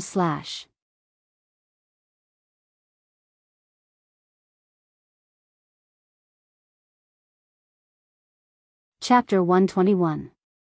Go to watch net. Li Yundong quickly retracted his hand. He didn't know whether to laugh or cry. "Sister, this is a restaurant. With so many people watching, do you want to put on a live erotic show?" Seeing Li Yundong retreat, Chow Kefi giggled. Just as she was about to reach for a yard after taking an inch, she suddenly heard a cold snort next to her, and a jealous voice rang out. "Oh, so intimate? It seems that I came at the wrong time." Chow Kefi turned her head with hazy eyes and giggled. "Zhao, President Zhao, what are you doing here?" Zhao Yuzhen had come to propose a toast to Chow Kefi, but as soon as he came out, he saw this scene. He was shocked and jealous. He knew that although Chow Kefi looked romantic and charming, like a sexy goddess, she was actually very pure and self-disciplined. Many people wanted to take advantage of her, but they failed. He had long admired Chow Kefi's beauty and had pursued her in private for a long time, but Chow Kefi had always kept a distance from him, which made him very angry. Go to watch net. 7 KOM. The sexy goddess he had pursued for a long time had been taken advantage of by a stupid Sing University student. It was really unbearable. Although Zhao Yuzhen was talking to Chow Kefi, his eyes were squinting at Li Yundong, full of contempt and disdain. His eyes seemed to be saying, "Boy, who do you think you are? You haven't been weaned yet, have you? Go back to your mother's womb and drink a few more years of milk before coming out again." Li Yundong was secretly displeased by Zhao Yogan's gaze. Although Chow Kefi was a little drunk, she knew very well in her heart. She said with a smile, "Oh, President Zhao has proposed a toast to me. How can I not drink it?" As she spoke, she poured herself a glass and said with a smile, "I'll drink first." Then she raised her head and gulped down the wine. As soon as Chow Kefi raised her neck, a large area of pink was exposed on her chest. Zhao Yogan's eyes were fixed on her, and he wished his eyeballs could stick to her chest. Li Yundong, who was standing to one side, couldn't stand it anymore. He coughed dryly. Only then did Zhao Yuzhen wake up. He glared at Li Yundong unhappily and then drank up the liquor in his hand. After saying some sour and polite words, he left Li Yundong's table and went into his own private room. Chow Kefi didn't sit down until he entered the private room. She burped and covered her mouth in pain. Her eyebrows were tightly knitted together. Seeing that she was in pain, Li Yundong reached out his hand and helped her massage her back. "How can you drink like this without harming your body? Did you see how much wine he had in his glass? But you drank a full cup. How could you not be at a disadvantage?" Chow Kefi had been complaining to Li Yundong while drinking. She hadn't eaten much. No one could stand a few glasses of wine, let alone she was in poor health. Chow Kefi's eyes were filled with tears, and her voice was a little hoarse. She forced a smile and waved her hand. "It's okay. I'll be fine in a while. I'm used to it. Watch net." Li Yundong's heart softened. He reached out his hand and massaged the meridians and acupoints on Chow Kefi's back. For a moment, Chow Kefi felt warmth on her back, and her whole body felt lazy, as if she was soaking in warm water. Every pore on her body was so comfortable that she wanted to moan. "It's so comfortable." Chow Kefi groaned. She glanced at Li Yundong with her charming eyes and said, "Good brother, is this how you saved me?"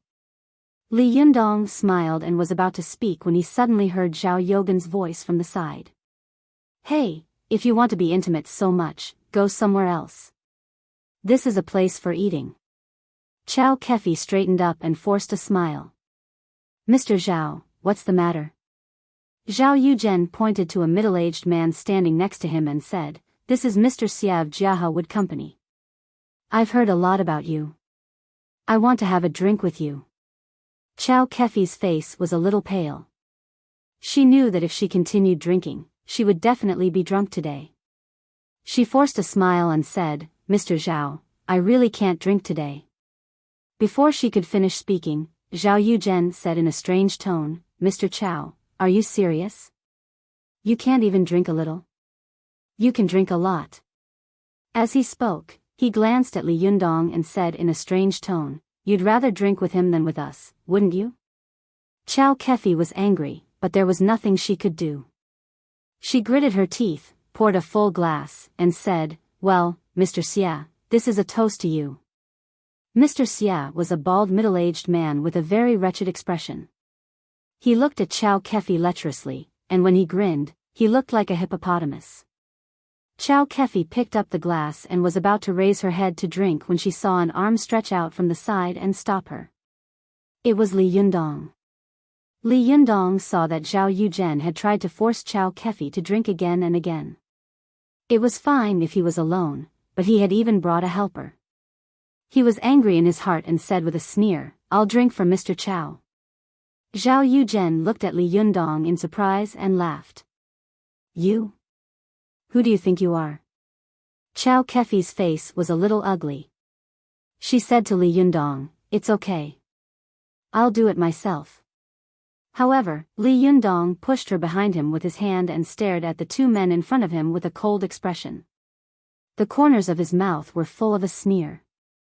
He turned his head and said to Chow Kefi, "Mr. Chow, step back. I'll do it."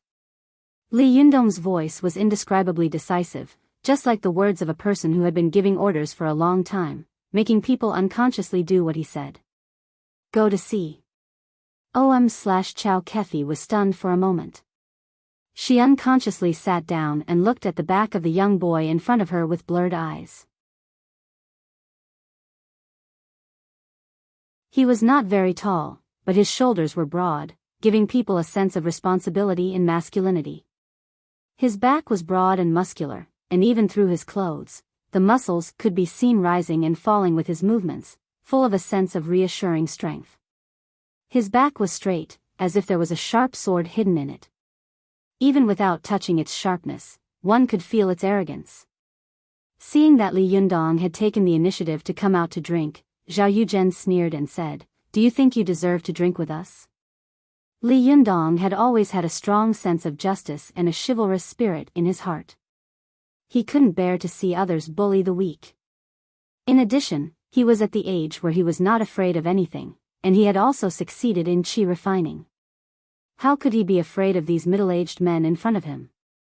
Li Yundong didn't hide his disgust and contempt in his eyes. He raised his chin and said provocatively, "What? You don't dare?" Li Yundong was young and handsome, with an outstanding temperament and heroic spirit. The pressure he brought to ordinary people was not comparable to that of a man like Zhao Yuzhen, who spent all his time under the bed and the wine table. As soon as Zhao Yuzhen heard Li Yundong's words, his face turned red. He said angrily, "I don't dare. I'm afraid that you will drink under the table and become a tortoise." Li Yundong had always been arrogant, but he was even more arrogant than others. He raised his eyebrows and pointed to his crotch with a sneer. "Well, if you can't drink, you can crawl here." This sentence was so shocking that it immediately attracted the attention of everyone in the restaurant. What is this? This is the humiliation of his crotch. For a man, is there any humiliation worse than the humiliation of his crotch? For a moment, Zhao Yuzhen was in a dilemma in front of everyone's eyes. His face alternated between blue and white. President Xia, who was beside him, also tried to persuade him, "Oh, you don't have to do this to drink." Zhao Yuzhen was really a little afraid that if he couldn't win against Li Yundong, he would really make a fool of himself. Hearing President Xia's words, he also wanted to take the opportunity to roll down the slope and get off the stage. However, Li Yundong had always been an unforgiving person. He was annoyed that the bald Mr. Xia was staring at Chow Kefi, so he pointed at Mr. Xia and started a war. "You can come at me too," he said. "If I can't drink, I'll crawl." "You can't drink." As he said this, he pointed to his crotch again. "Crawl here." What a bully. Chow Kefi pulled the corner of Li Yundong's clothes worriedly. "Hey, you don't have to do this, do you?" Li Yundong said without looking back, "Shut up and stay aside." Although his words were rude and overbearing, Chow Kefi obediently shut her mouth. Instead, there was a strange emotion rippling in her heart. Zhao Yuzhen and President Xia suddenly took a deep breath, and both of them looked angry. At this time, their companions in the private room heard the noise and came out. Seeing them coming over, Li Yundong thought that they had come to help, so he sneered and said, "More helpers? Well, let's do it together. The same rule. There are 5 of you. 5 of you can drink one of me. Are you afraid?" This sentence ignited the powder keg. President Zhao and the others were all angry. As the saying goes, alcohol makes a coward brave. They had all drunk a little, and they thought to themselves, 5 of us can't drink one of you? Then we can all go to hell. Zhao Yuzhen immediately slapped the table and said angrily, well, King bastard, you said it yourself. Don't regret it later.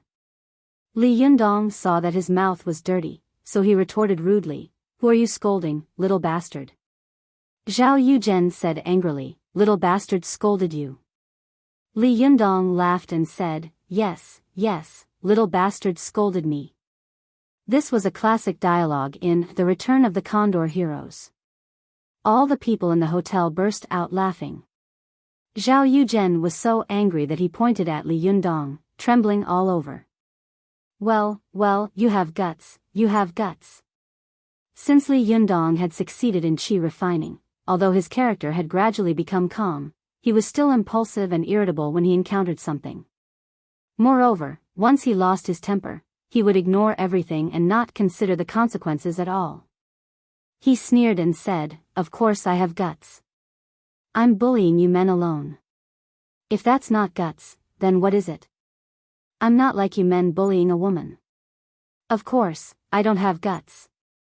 After he said this, the women next to him cheered. Chao Kefi also looked at Li Yundong with shining eyes, and the look in her eyes became more and more infatuated. Zhao Yuzhen was so angry that he almost fainted. He turned around and shouted, waiter, serve the wine.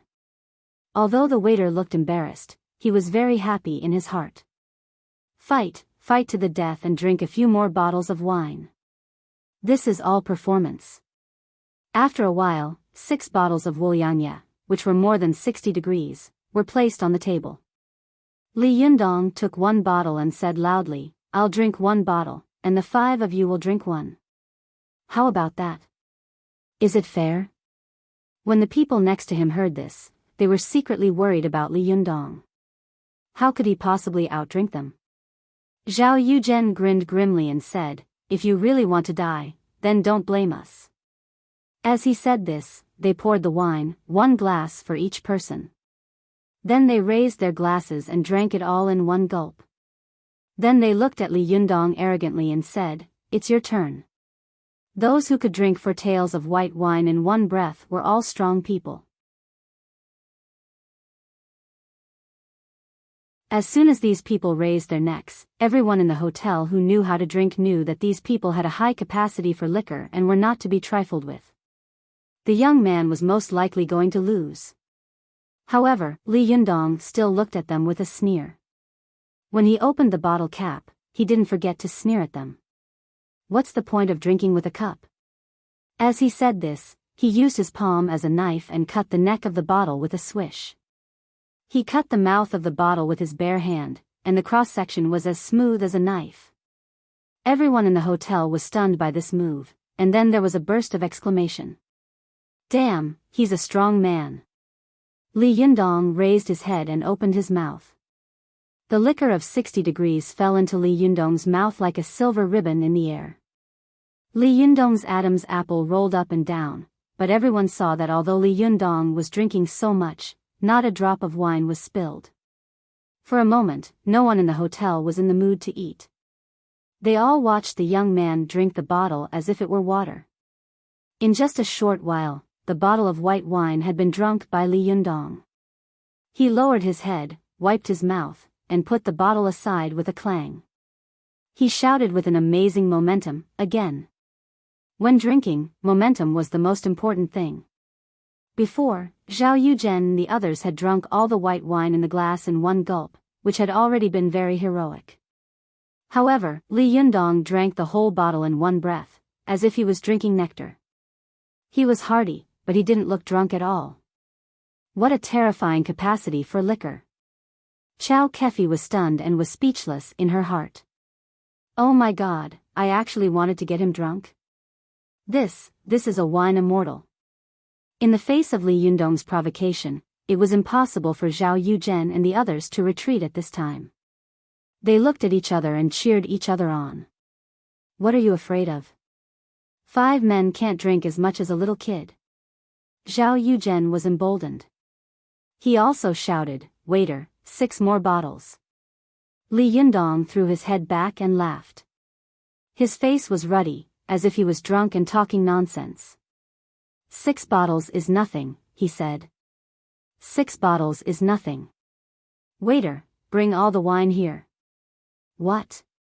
The crowd suddenly burst into an uproar. Is this guy crazy or stupid? Does he really think he is a wine immortal? Happy reading. OM/.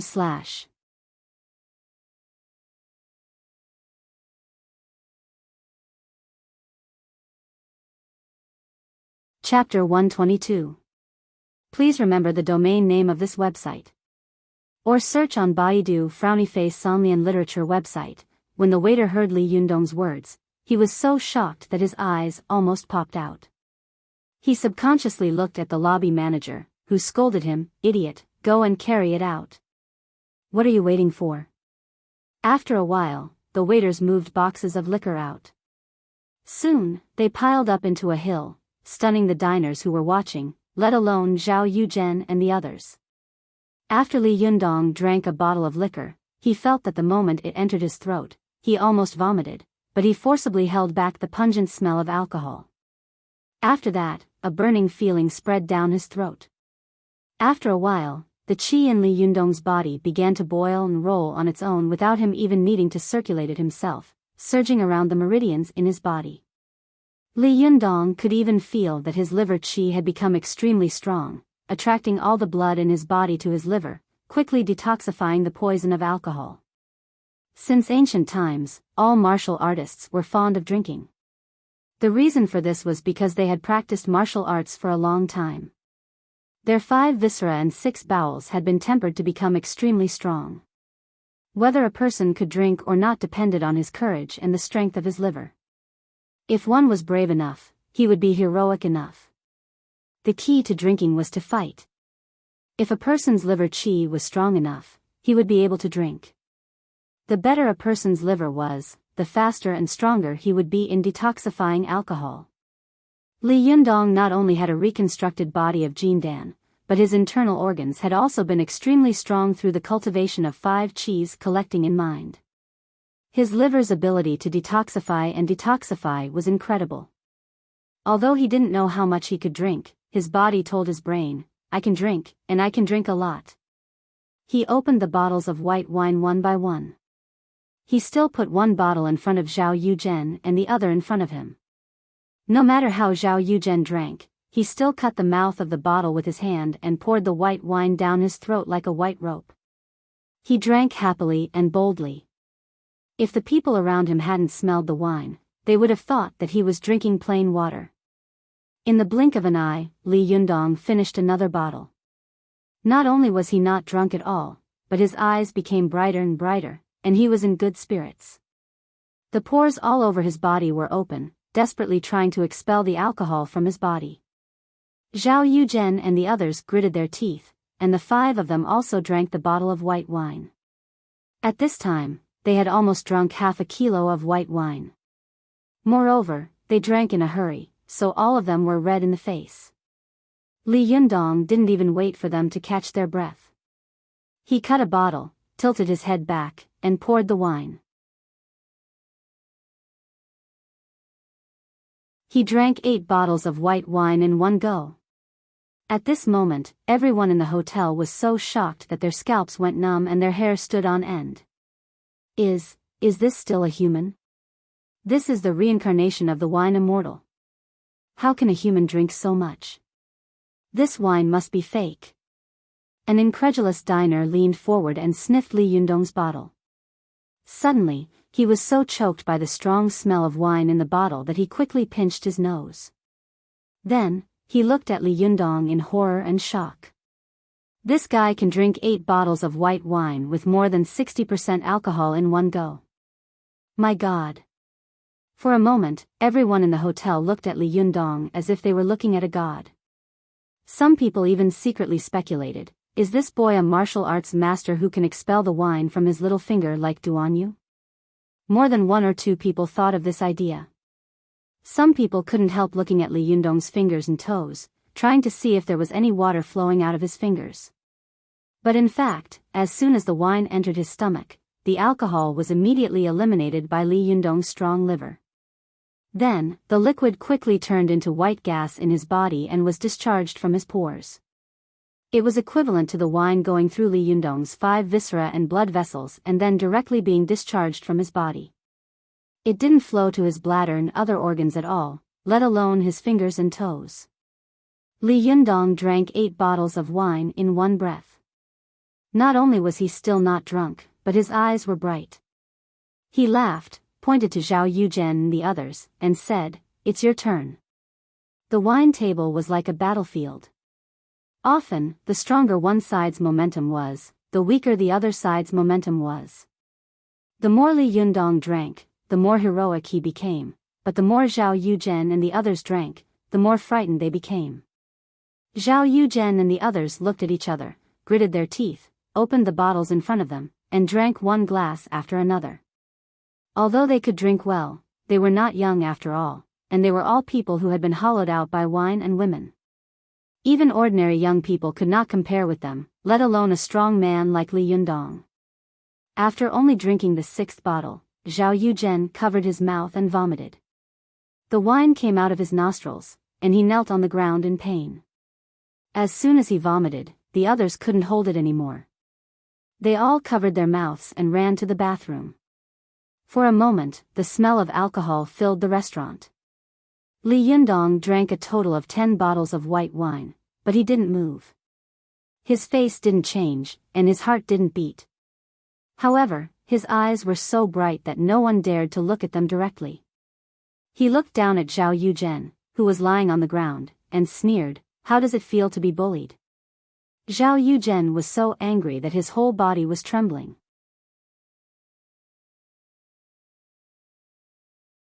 When he thought of the bet he had made with this little boy before, he wanted to kill himself here immediately.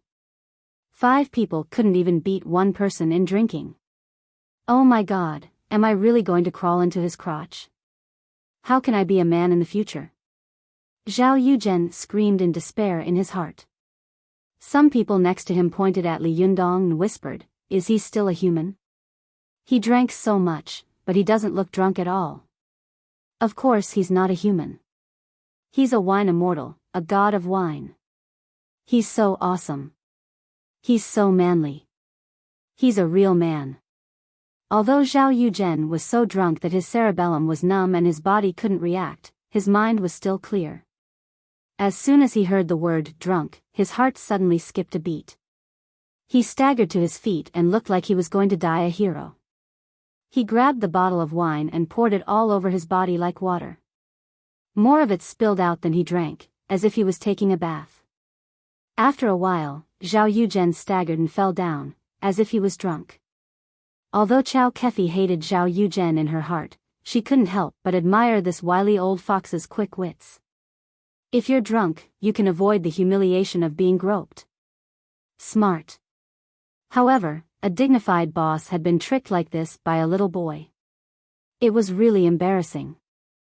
Li Yundong really knew how to play tricks on people. Zhao Yuzhen was smart, and his other companions were not stupid either. They all hid in the toilet and didn't dare to come out. After waiting for a while, Li Yundong kicked Zhao Yuzhen, who was lying on the ground and snoring in full view of the crowd. "Hey, stop pretending. Get up and drink.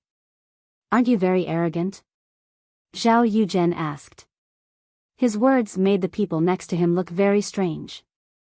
They looked at Li Yundong and muttered to themselves, "It seems that you are the most arrogant person now, aren't you?" Chao Kefi also tried to persuade him, "Forget it. Let's go back." She reached out to the waiter and pointed to the expenses here. "How much is it? I'll pay the bill." Seeing that there was no more fun to watch at this time, the onlookers in the restaurant sat back in their seats one after another. Only a few people, who were eager to see the world in chaos, shouted, "The wine hasn't been finished yet." Li Yundong squinted at them and sneered, "Come over and drink with us." The people who had been making a scene quickly shrank back, as fast as a turtle hiding its head. The people in the restaurant suddenly burst into laughter. Chao Kefi paid the bill, pulled him out of the restaurant with a smile, and said angrily, "Well, we've offended President Zhao and the others." Li Yundong sneered and said, what can you do if you don't offend them? On the contrary, they will push their luck and won't stop until they get what they want. Although Chow Kefi was a little drunk, she felt much better after Li Yundong helped her calm down.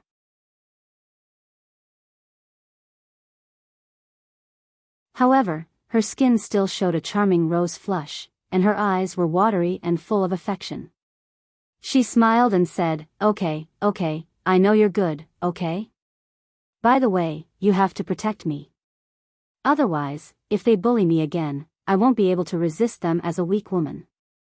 Chow Kefi had always shown herself as a strong woman, but in front of this boy who she had known for less than a day, she opened up her heart and put herself in the perspective of a weak person.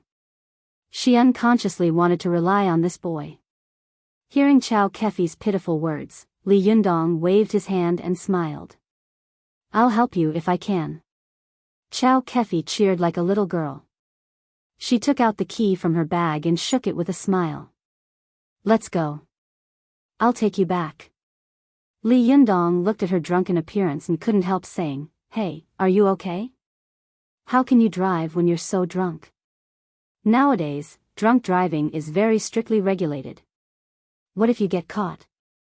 Chow Kefi smiled and said, "Won't it be fine if you don't get caught?" Li Yundong didn't know whether to laugh or cry.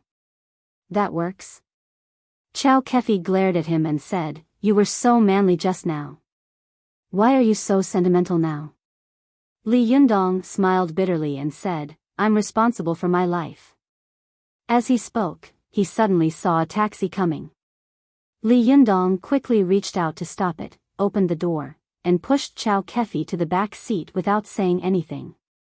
He sat in the front seat, then turned his head and said to Chow Kefi, "Where do you live? I'll take you home first." Chow Kefi giggled and said, "No, I have to take you home. You can't know where I live."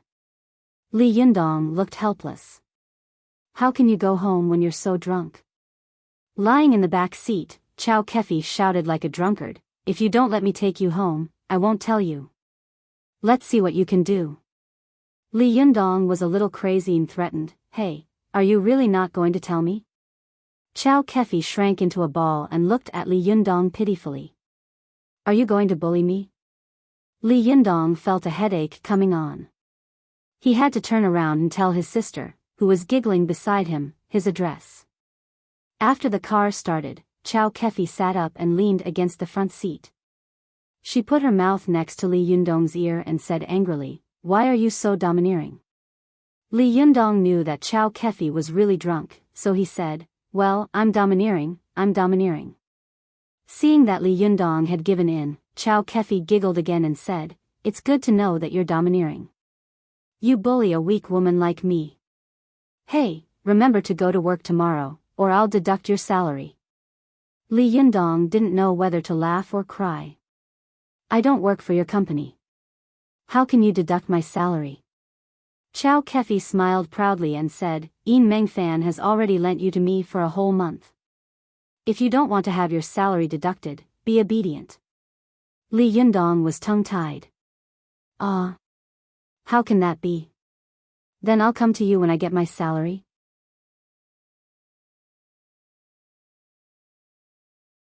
Chow Kefi's eyes were like silk, and she laughed in Li Yundong's ear and said, "Yes, you know fear now, don't you?" Li Yundong chuckled and said, "Then can I ask how high the salary is?" Chow Kefi giggled and said, "I won't tell you." Li Yundong looked resentful. "Humph, if you don't want to tell me, then don't tell me. I stood up for you for nothing today. You're so heartless." Chow Kefi giggled as if she were a child who had stolen someone else's toy. Her sister, who had been driving, glanced at Li Yundong out of the corner of her eye and muttered in her heart, "Could it be that I've met the legendary handsome guy who is being supported by a rich woman today?" After driving for about 20 minutes, Li Yundong arrived at the place where he lived. He got out of the car and told his sister, "You have to send her home and watch her enter the door before you leave, okay?" As he said this, he took out a red note and handed it over. "This is all yours. Please take good care of her, okay?" His sister thought to herself, "Anyway, you are being supported by a rich man. Why should I be polite to you?" Thus, he simply agreed. Chow Kefi sat by the window of the back seat and looked at Li Yundong softly. The ancients said that looking at a beautiful woman under the moonlight would double her beauty, but looking at a handsome man under the moonlight would also add a bit of mystery to it. The more Chow Kefi looked at him, the more she liked him. There was simply no part of him that she didn't like. She suddenly crooked her finger at Li Yundong and said with a smile, "Don't you want to know how much the salary is?" Li Yundong leaned over curiously and asked, "How much?" Chow Kefi crooked her finger again and said mysteriously, "Come closer." Li Yundong moved a little closer and looked at Chow Kefi with bright eyes. He saw that this woman was overflowing with charm, like a raging fire that would burn people into powder as soon as they got close. Chow Kefi saw that Li Yundong was still reluctant to get close to her as if he was facing a formidable enemy. She couldn't help but say angrily, "Hey, you really don't want to know? Come closer, yes, turn your face to me, and I'll whisper it to you." Li Yundong tilted his face and moved closer. As soon as he did, his cheek was suddenly touched by something warm and moist. Then Chow Kefi laughed proudly and slapped the driver's seat hard, shouting, "Hurry up and drive." His sister shook her head and stepped on the accelerator. The car roared away, leaving Li Yundong standing there in a daze, holding his cheek with one hand, staring blankly into the distance. Li Yundong wiped the place where Chow Kefi had kissed him with his finger and couldn't help but think, "Oh no, is this considered cheating? No, I like Su Chan, she's my girl. If this girl finds out, won't I die miserably?" Li Yundong rubbed his head frantically, his heart in a knot. Damn it, how can this happen when I'm making money at work?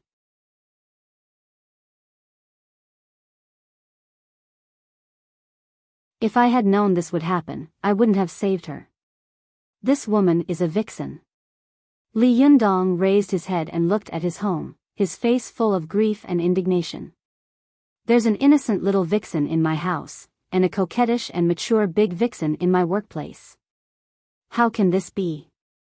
Do you really think I'm a saint? To quickly find this site, please search on Baidu, Somnian Literature website.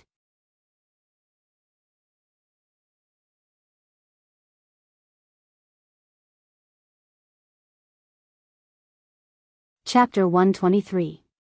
Go to Watch Network. Li Yundong was sneakily kissed by Chow Kefi. Although it was not voluntary, that moment of skin contact made his heart skip a beat. This made Li Yundong feel very guilty. As he walked home, he kept muttering to himself, "This is just work, this is just work, I like my girl, I like my girl." Oh, look at the time. Li Yundong walked into the elevator, patted his head, and smiled bitterly. I left her alone for so long. She must be starving. Li Yundong felt more and more guilty. He sniffed himself again to see if there was any smell of alcohol, but how could he smell it? He sniffed a few times and found nothing unusual, so he thought to himself, well, there is no smell of alcohol, she should not be able to smell it. When he arrived at the door, Li Yundong first listened for a while, but there was no sound inside. Li Yundong couldn't help but mutter, "She can't be asleep, can she? What time is it?" He opened the door with the key and laughed suddenly. "Girl, your master is back." But it was dark inside the house. There was no light at all. It was very quiet. Li Yundong was stunned. He knew that the girl was the kind of person who couldn't stay idle. She had to find something to do even if she stayed in one place. Her hands were busy, and her mouth was busy. Is she hiding somewhere to scare me? Or is she already asleep? Li Yundong couldn't help thinking. He closed the door quietly, then tiptoed through the living room and the dining room. When he came to the girl's room, he pushed the door open and shouted, "Found you." But the bedroom was also pitch black, so quiet that it made one's hair stand on end. Li Yundong was more and more surprised. He knew that the girl never played hide-and-seek with him. Did she go out? No way. Li Yundong was a little anxious. He didn't have time to play around. He quickly walked to his room and opened the door. Sure enough, the room was empty. It was dark. Li Yundong was a little scared. He opened all the doors in the house, but the girl was not at home. The house was empty as if Su Chan had never been there. Li Yundong suddenly felt an unprecedented sense of panic and fear. Where's Su Chan? Su Chan was Li Yundong's Achilles heel. Whenever Su Chan was involved, Li Yundong would lose control of his emotions. Watch net. 7 KOM. Rainbow ** literature _ learning % super #speed. Update. Li Yundong searched every corner of the house like a madman, but no matter where he looked, he couldn't find Su Chan. Is she angry at me and ran away from home? Li Yundong's heart was pounding and cold, but he quickly shook his head. Impossible, impossible. The little girl is not the kind of person who would be at odds with me. Li Yundong felt that although Su Chan had only been by his side for about a month, the two of them seemed to have been together for more than a year, or even 10 years. They even understood each other better than many white-haired couples. Could it be that she went out to find me? Li Yundong's mind was in a mess. He paced around the room like a headless fly. It's possible. She probably went out to find me after I didn't come back so late. The more Li Yundong thought about it, the more he felt that it was possible. He rushed to the door, ready to go out and find Su Chan. But as soon as he reached the door, he stopped. He suddenly thought of a problem. How would Su Chan know where I am? Where am I supposed to find her? Li Yundong froze in place. He suddenly remembered that Su Chan had a phone. He rushed to his room, found his phone, turned it on, and quickly dialed Su Chan's number. But as soon as the call went through, Su Chan's phone rang from inside the room. Li Yundong turned his head and saw that Su Chan's phone had fallen into the corner of the sofa. The back seat cover of the phone had been flipped open. Li Yundong's heart sank. Did something happen to her? Li Yundong thought. Did something happen to her? Li Yundong thought. The more Li Yundong thought about it, the more scared he became. His face turned pale, and cold sweat dripped down his forehead. He paced around in the middle of the living room anxiously, almost going crazy. Su Chan. Where are you? He roared. His voice rang out and was sent far away from the top of the building. But after a while, a weak voice came from a corner of the living room. I'm here. Li Yundong was stunned at first, and then he turned around with ecstasy. As soon as he turned around, he heard a sneer behind him. Evil, it's really you. Let's see where you can hide.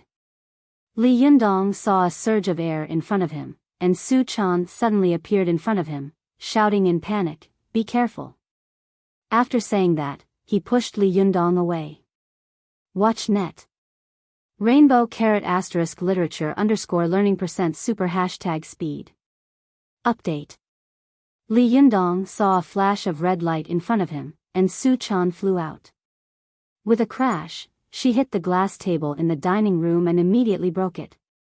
Su Chan also groaned in pain and fell into a pile of glass shards. Li Yundong was shocked. He got up from the ground and rushed over. He hurriedly helped Su Chan up and looked at her carefully. Are you okay? What's going on? Before Su Chan could speak, a cold and arrogant voice came from the room. Humph, lecher. You're being seduced by an evil woman and you don't even know it. Get out of my way. Don't block my way, or I'll deal with you too. Li Yundong turned his head and saw that the room was empty. There was only a 3-foot-long red caltrop floating in the air, emitting a faint cyan light. Li Yundong's eyes widened, and he couldn't come to his senses for a moment. Who was talking just now? Su Chan frowned in pain and moaned in a low voice, Yundong, run. The cold and arrogant voice laughed. Want to run? Evil, where do you want to go? There is no place for you in my genie school, no matter how big the world is.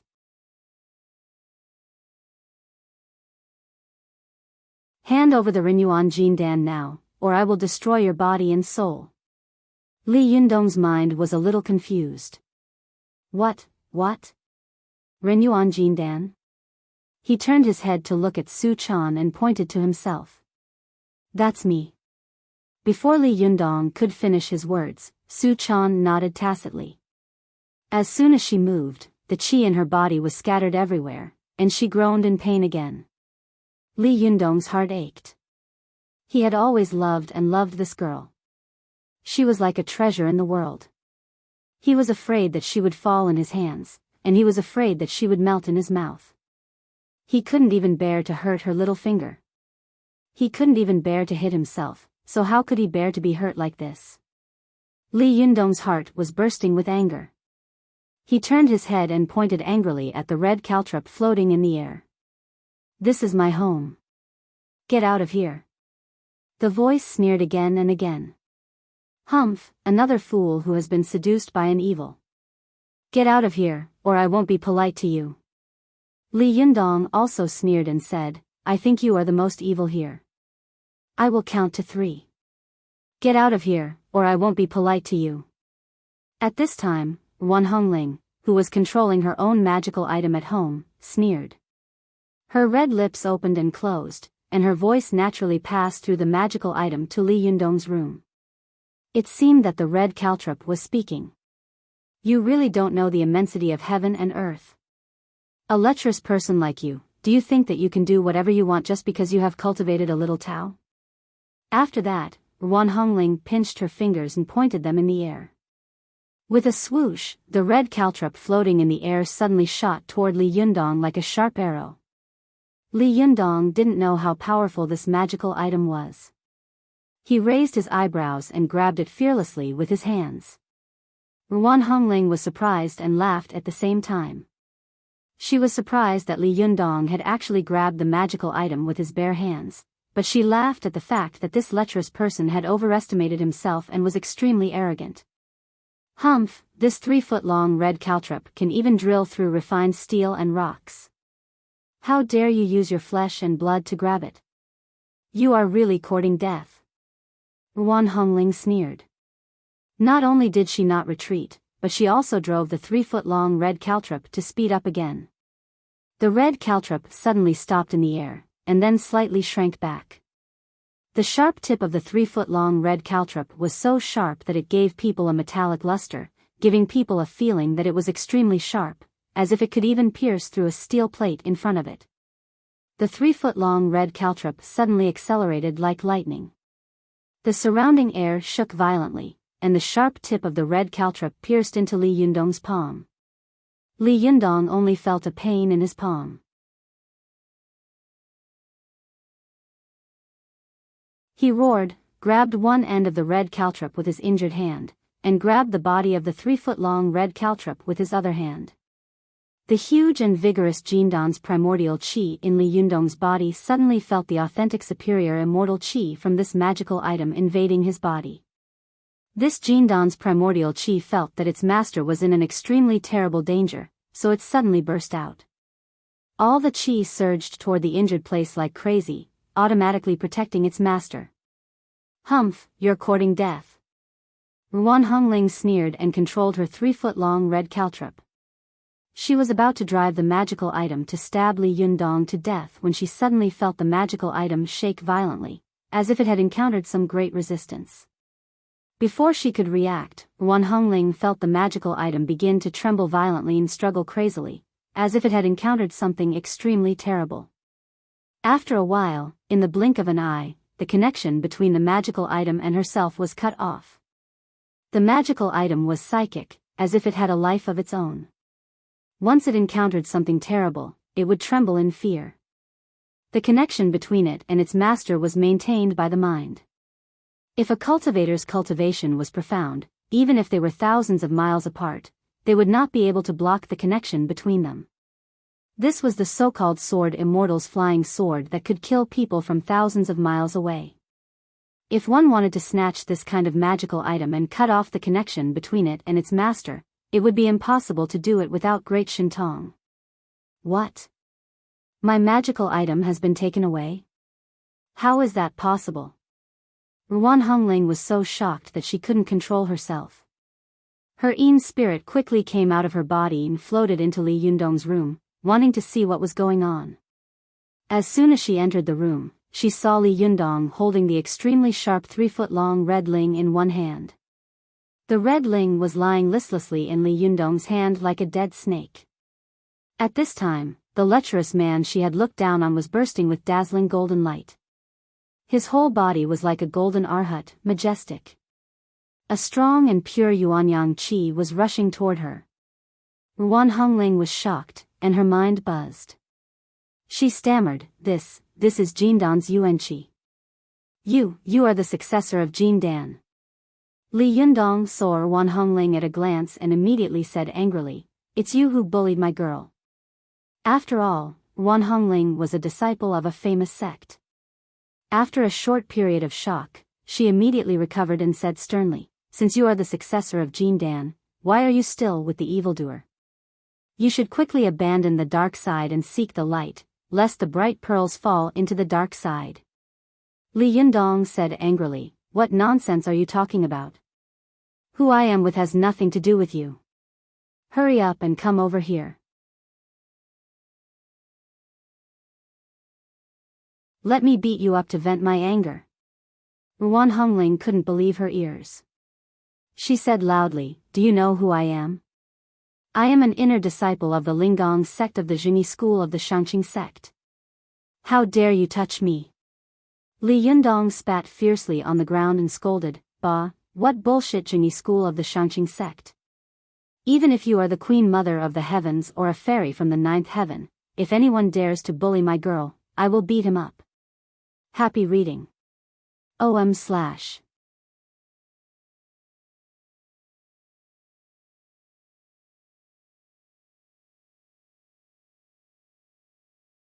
Chapter 124. Go to watch net. After Li Yundong finished cursing, he stamped his feet and rushed toward Ruan Hongling like a cannonball. Watch net. 7 Ruan Hongling was horrified. Before Li Yundong got close to her, she felt that her Yin body was like white snow meeting the scorching sun, almost melting. Ruan Hongling screamed in horror, and in the blink of an eye, her soul flew back into her body. As soon as Ruan Hongling came back to her senses, she stood up with an ashen face. Her heart was thumping wildly, and she felt a chill run down her spine.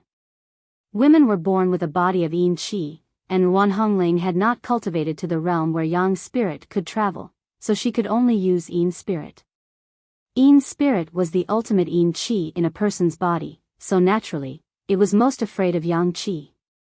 As for Li Yundong, not only was he a virgin, but he also had a powerful Jindan Yuan Qi in his body. As soon as this powerful Yuanyang Qi approached, if Ruan Hongling ran a little slower, her soul would be evaporated by the powerful Yuanyang Qi emanating from Li Yundong's body. She would become a walking corpse. Ruan Hongling's magical item had been taken away by Li Yundong empty-handed. Her Yin spirit couldn't even get close to Li Yundong's body, so she naturally didn't dare to stay any longer.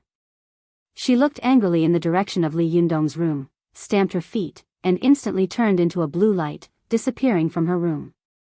After Li Yundong drove Ruan Hongling away, he looked around the room vigilantly for a while until Su Chan said to him, It's okay. She's gone.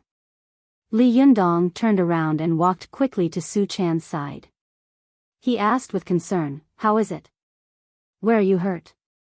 Su Chan had the body of a fox demon, and what flowed in her body was demon qi.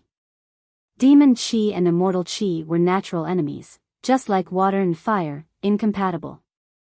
She had been hit by Ruan Hongling's magical item before, and the immortal qi had invaded her body. Naturally, she felt pain in her chest, as if it was being twisted by a knife.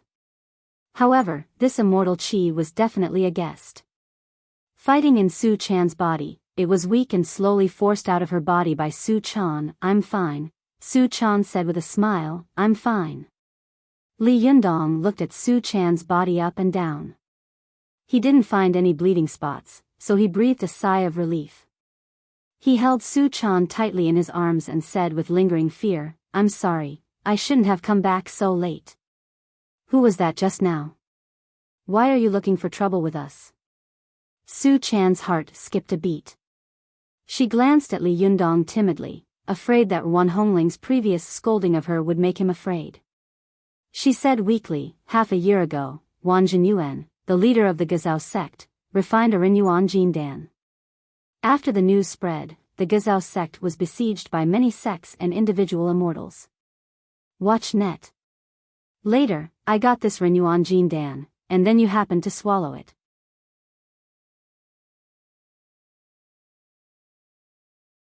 But those trackers don't know about it and have been searching for my whereabouts. Li Yundong understood a little. He remembered that Su Chan seemed to have mentioned these things to him at the beginning, but at that time, he had been entangled in the question of whether there were immortals in this world and hadn't taken it to heart. Li Yundong asked again, who was that person just now? She looks a little familiar. Su Chan said, it's the woman who knocked on the door last time. She said that she was Wan Hongling, the 45th generation disciple of Zhenren Wang of the Shangqing sect of Mount Longhu. Ah! Li Yundong exclaimed. Then, he slapped his forehead in realization. I remember. It's her. She seems to live nearby. Li Yundong couldn't help but spit. Damn it, how could it be so coincidental? There just happens to be an enemy living nearby? Su Chan sighed. It's all my fault. I only wanted to find a good cultivation place, but I didn't expect that if I liked it, other cultivators would naturally like it too. Li Yundong snorted coldly, and there was a murderous look in his eyes. Do you want to find trouble with her later? Su Chan was shocked and quickly grabbed Li Yundong's arm. No, Jingyi school is powerful. Don't provoke them. You will get into trouble. Li Yundong sneered and said, the barefoot is not afraid of the shoes. What's there to be afraid of? He suddenly thought of something and looked at Su Chan in confusion. Have you been hiding in the room all this time? Su Chan nodded. Yes, I've been watching you foolishly walking around the room. Li Yundong was so angry that he laughed. He reached out and pinched the girl's cheek. Why didn't you say anything when you looked at me like that? Su Chan said aggrievedly, I was afraid of being discovered by that enemy. Li Yundong said with a smile, then why did you talk later? Weren't you afraid of being discovered at that time? Because I was afraid that you'd be worried about me. I was so sad when I saw that you couldn't find me. So I couldn't help it, so. Li Yundong looked at Su Chan anxiously. Li Yundong's heart shook, and his eyes became softer and softer as he looked at Su Chan. He hugged the little girl tightly in his arms and said lovingly, silly girl, don't do such stupid things in the future. Startled, Li Yundong hurriedly let go of her hand. What's wrong? He asked. What's wrong? Where does it hurt? Where did you go? Su Chan blushed and said, my chest hurts. Li Yundong smiled wickedly and said, well, I'll give you a massage and you won't feel any pain. Watch net. Su Chan giggled. Bad guy. You still don't forget to bully me at a time like this. Li Yundong's face turned serious and he said, nonsense. My massage technique is authentic. It's a unique skill passed down from my ancestors. After using it once, I guarantee you'll be satisfied.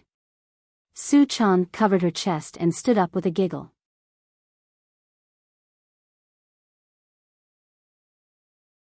As soon as she stood up, she suddenly frowned and squatted down, holding her ankle with a painful look on her face. Li Yundong's heart tightened, and he quickly squatted down as well. What's wrong? Su Chan looked at Li Yundong pitifully and said, I twisted my ankle. Li Yundong scolded, that damn woman. How dare she make my girl twist her ankle? Next time I see her, I'll break her leg. Su Chan looked at Li Yundong and suddenly laughed. She said with a face full of admiration, Sir, you were so amazing just now. You actually snatched Wan Hongling's magical item with your bare hands. Li Yundong said proudly, of course, don't you know who I am? How can I be your master if I'm not amazing? As he said this, he reached out his hand to pinch the tender flesh on the girl's cheek. Su Chan smiled and slapped Li Yundong's hand away. You're so annoying. Let's get out of here and find another place to live. If she calls for help later, we won't be able to defeat them. Li Yundong had defeated his opponent effortlessly in the first battle. For a moment, he was a little proud. He said with a smile, let them come. If they come, I'll kill them. If they come, I'll kill them. However, Su Chan shook her head with a serious face and said, no, Wan Hongling was just careless. Her spiritual energy is still above mine. You haven't even completed the Zhuji phase. You're no match for them. Hurry up and leave immediately. Li Yundong had rarely seen Su Chan so serious. He thought for a moment and said, well, I'll pack up and leave. At the same time, while Li Yundong and Su Chan were discussing changing places, Wan Hongling turned into a blue light and flew back to Mount Longhu in an instant. At the foot of the lush mountain, a blue light flashed, and Wan Hongling's slim and graceful figure appeared on the stone steps paved with bluestone. Wan Hongling's personal magical item had been with her for 10 years, and it was as precious as her life. But now, it had been taken away by Li Yundong with a raise of his hand. The more she thought about it along the way, the more unwilling and sad she became. She had never been so humiliated and wronged. At this time, Wan Hongling returned to her sect and couldn't help but cover her mouth and cry. Her tears fell on the bluestone. She sobbed all the way up the mountain, cursing Li Yundong and Su Chan in her heart. When she arrived in front of a small Taoist temple halfway up the mountain, she was about to raise her hand to knock on the wooden door when she heard a creak. The door opened to the left and right, and a beautiful young Taoist nun in a Taoist robe came out. This Taoist nun was about 18 or 19 years old. Her expression was cold and her figure was slim and exquisite. Her beauty was as beautiful as a flower. The moment she walked out of the Taoist gate, the bright moon in the sky seemed to be ashamed.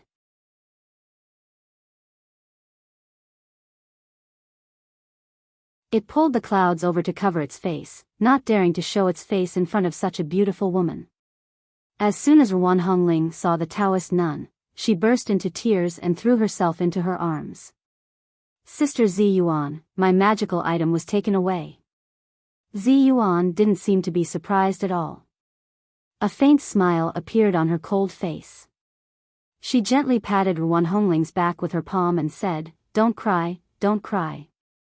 Isn't it just a piece of red silk? I'll pick another one for you later. Wan Hongling cried like a pear blossom in the rain. That's different. My Hongling has been with me for 10 years, and it was personally picked for me by my master. Ziyuan smiled but didn't say anything. She just gently stroked Wan Hongling's back and didn't say a word. After a while, Wan Hongling was tired from crying. She sniffled and raised her head. With tears in her eyes, she said, Sister Ziyuan, how did you know I was coming back? Ziyuan smiled and said softly, before I left, I did a divination.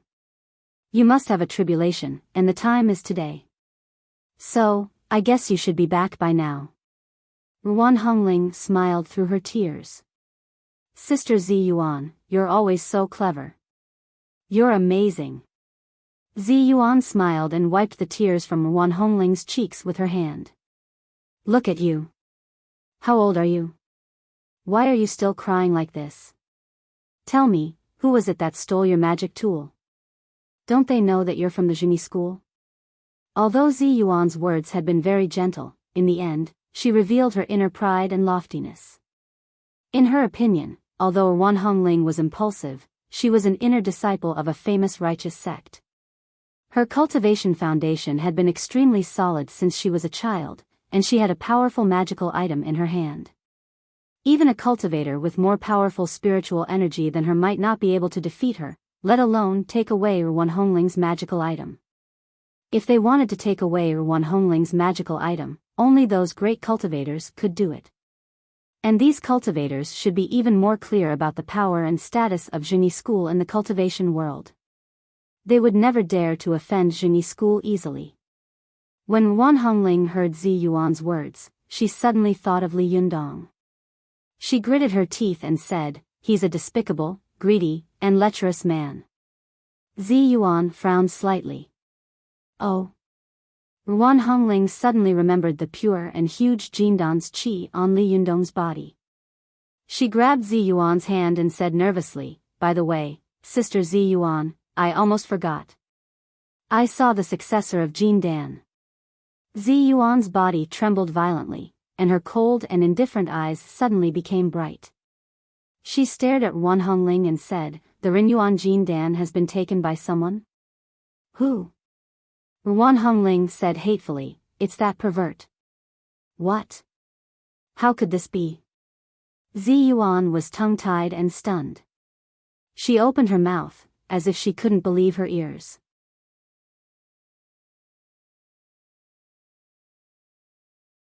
After a long while, she said to Wan Hongling, "Go to my bedroom and get the purple gold luo jade plate and the Tongtian glass mirror. We'll go down the mountain in a while."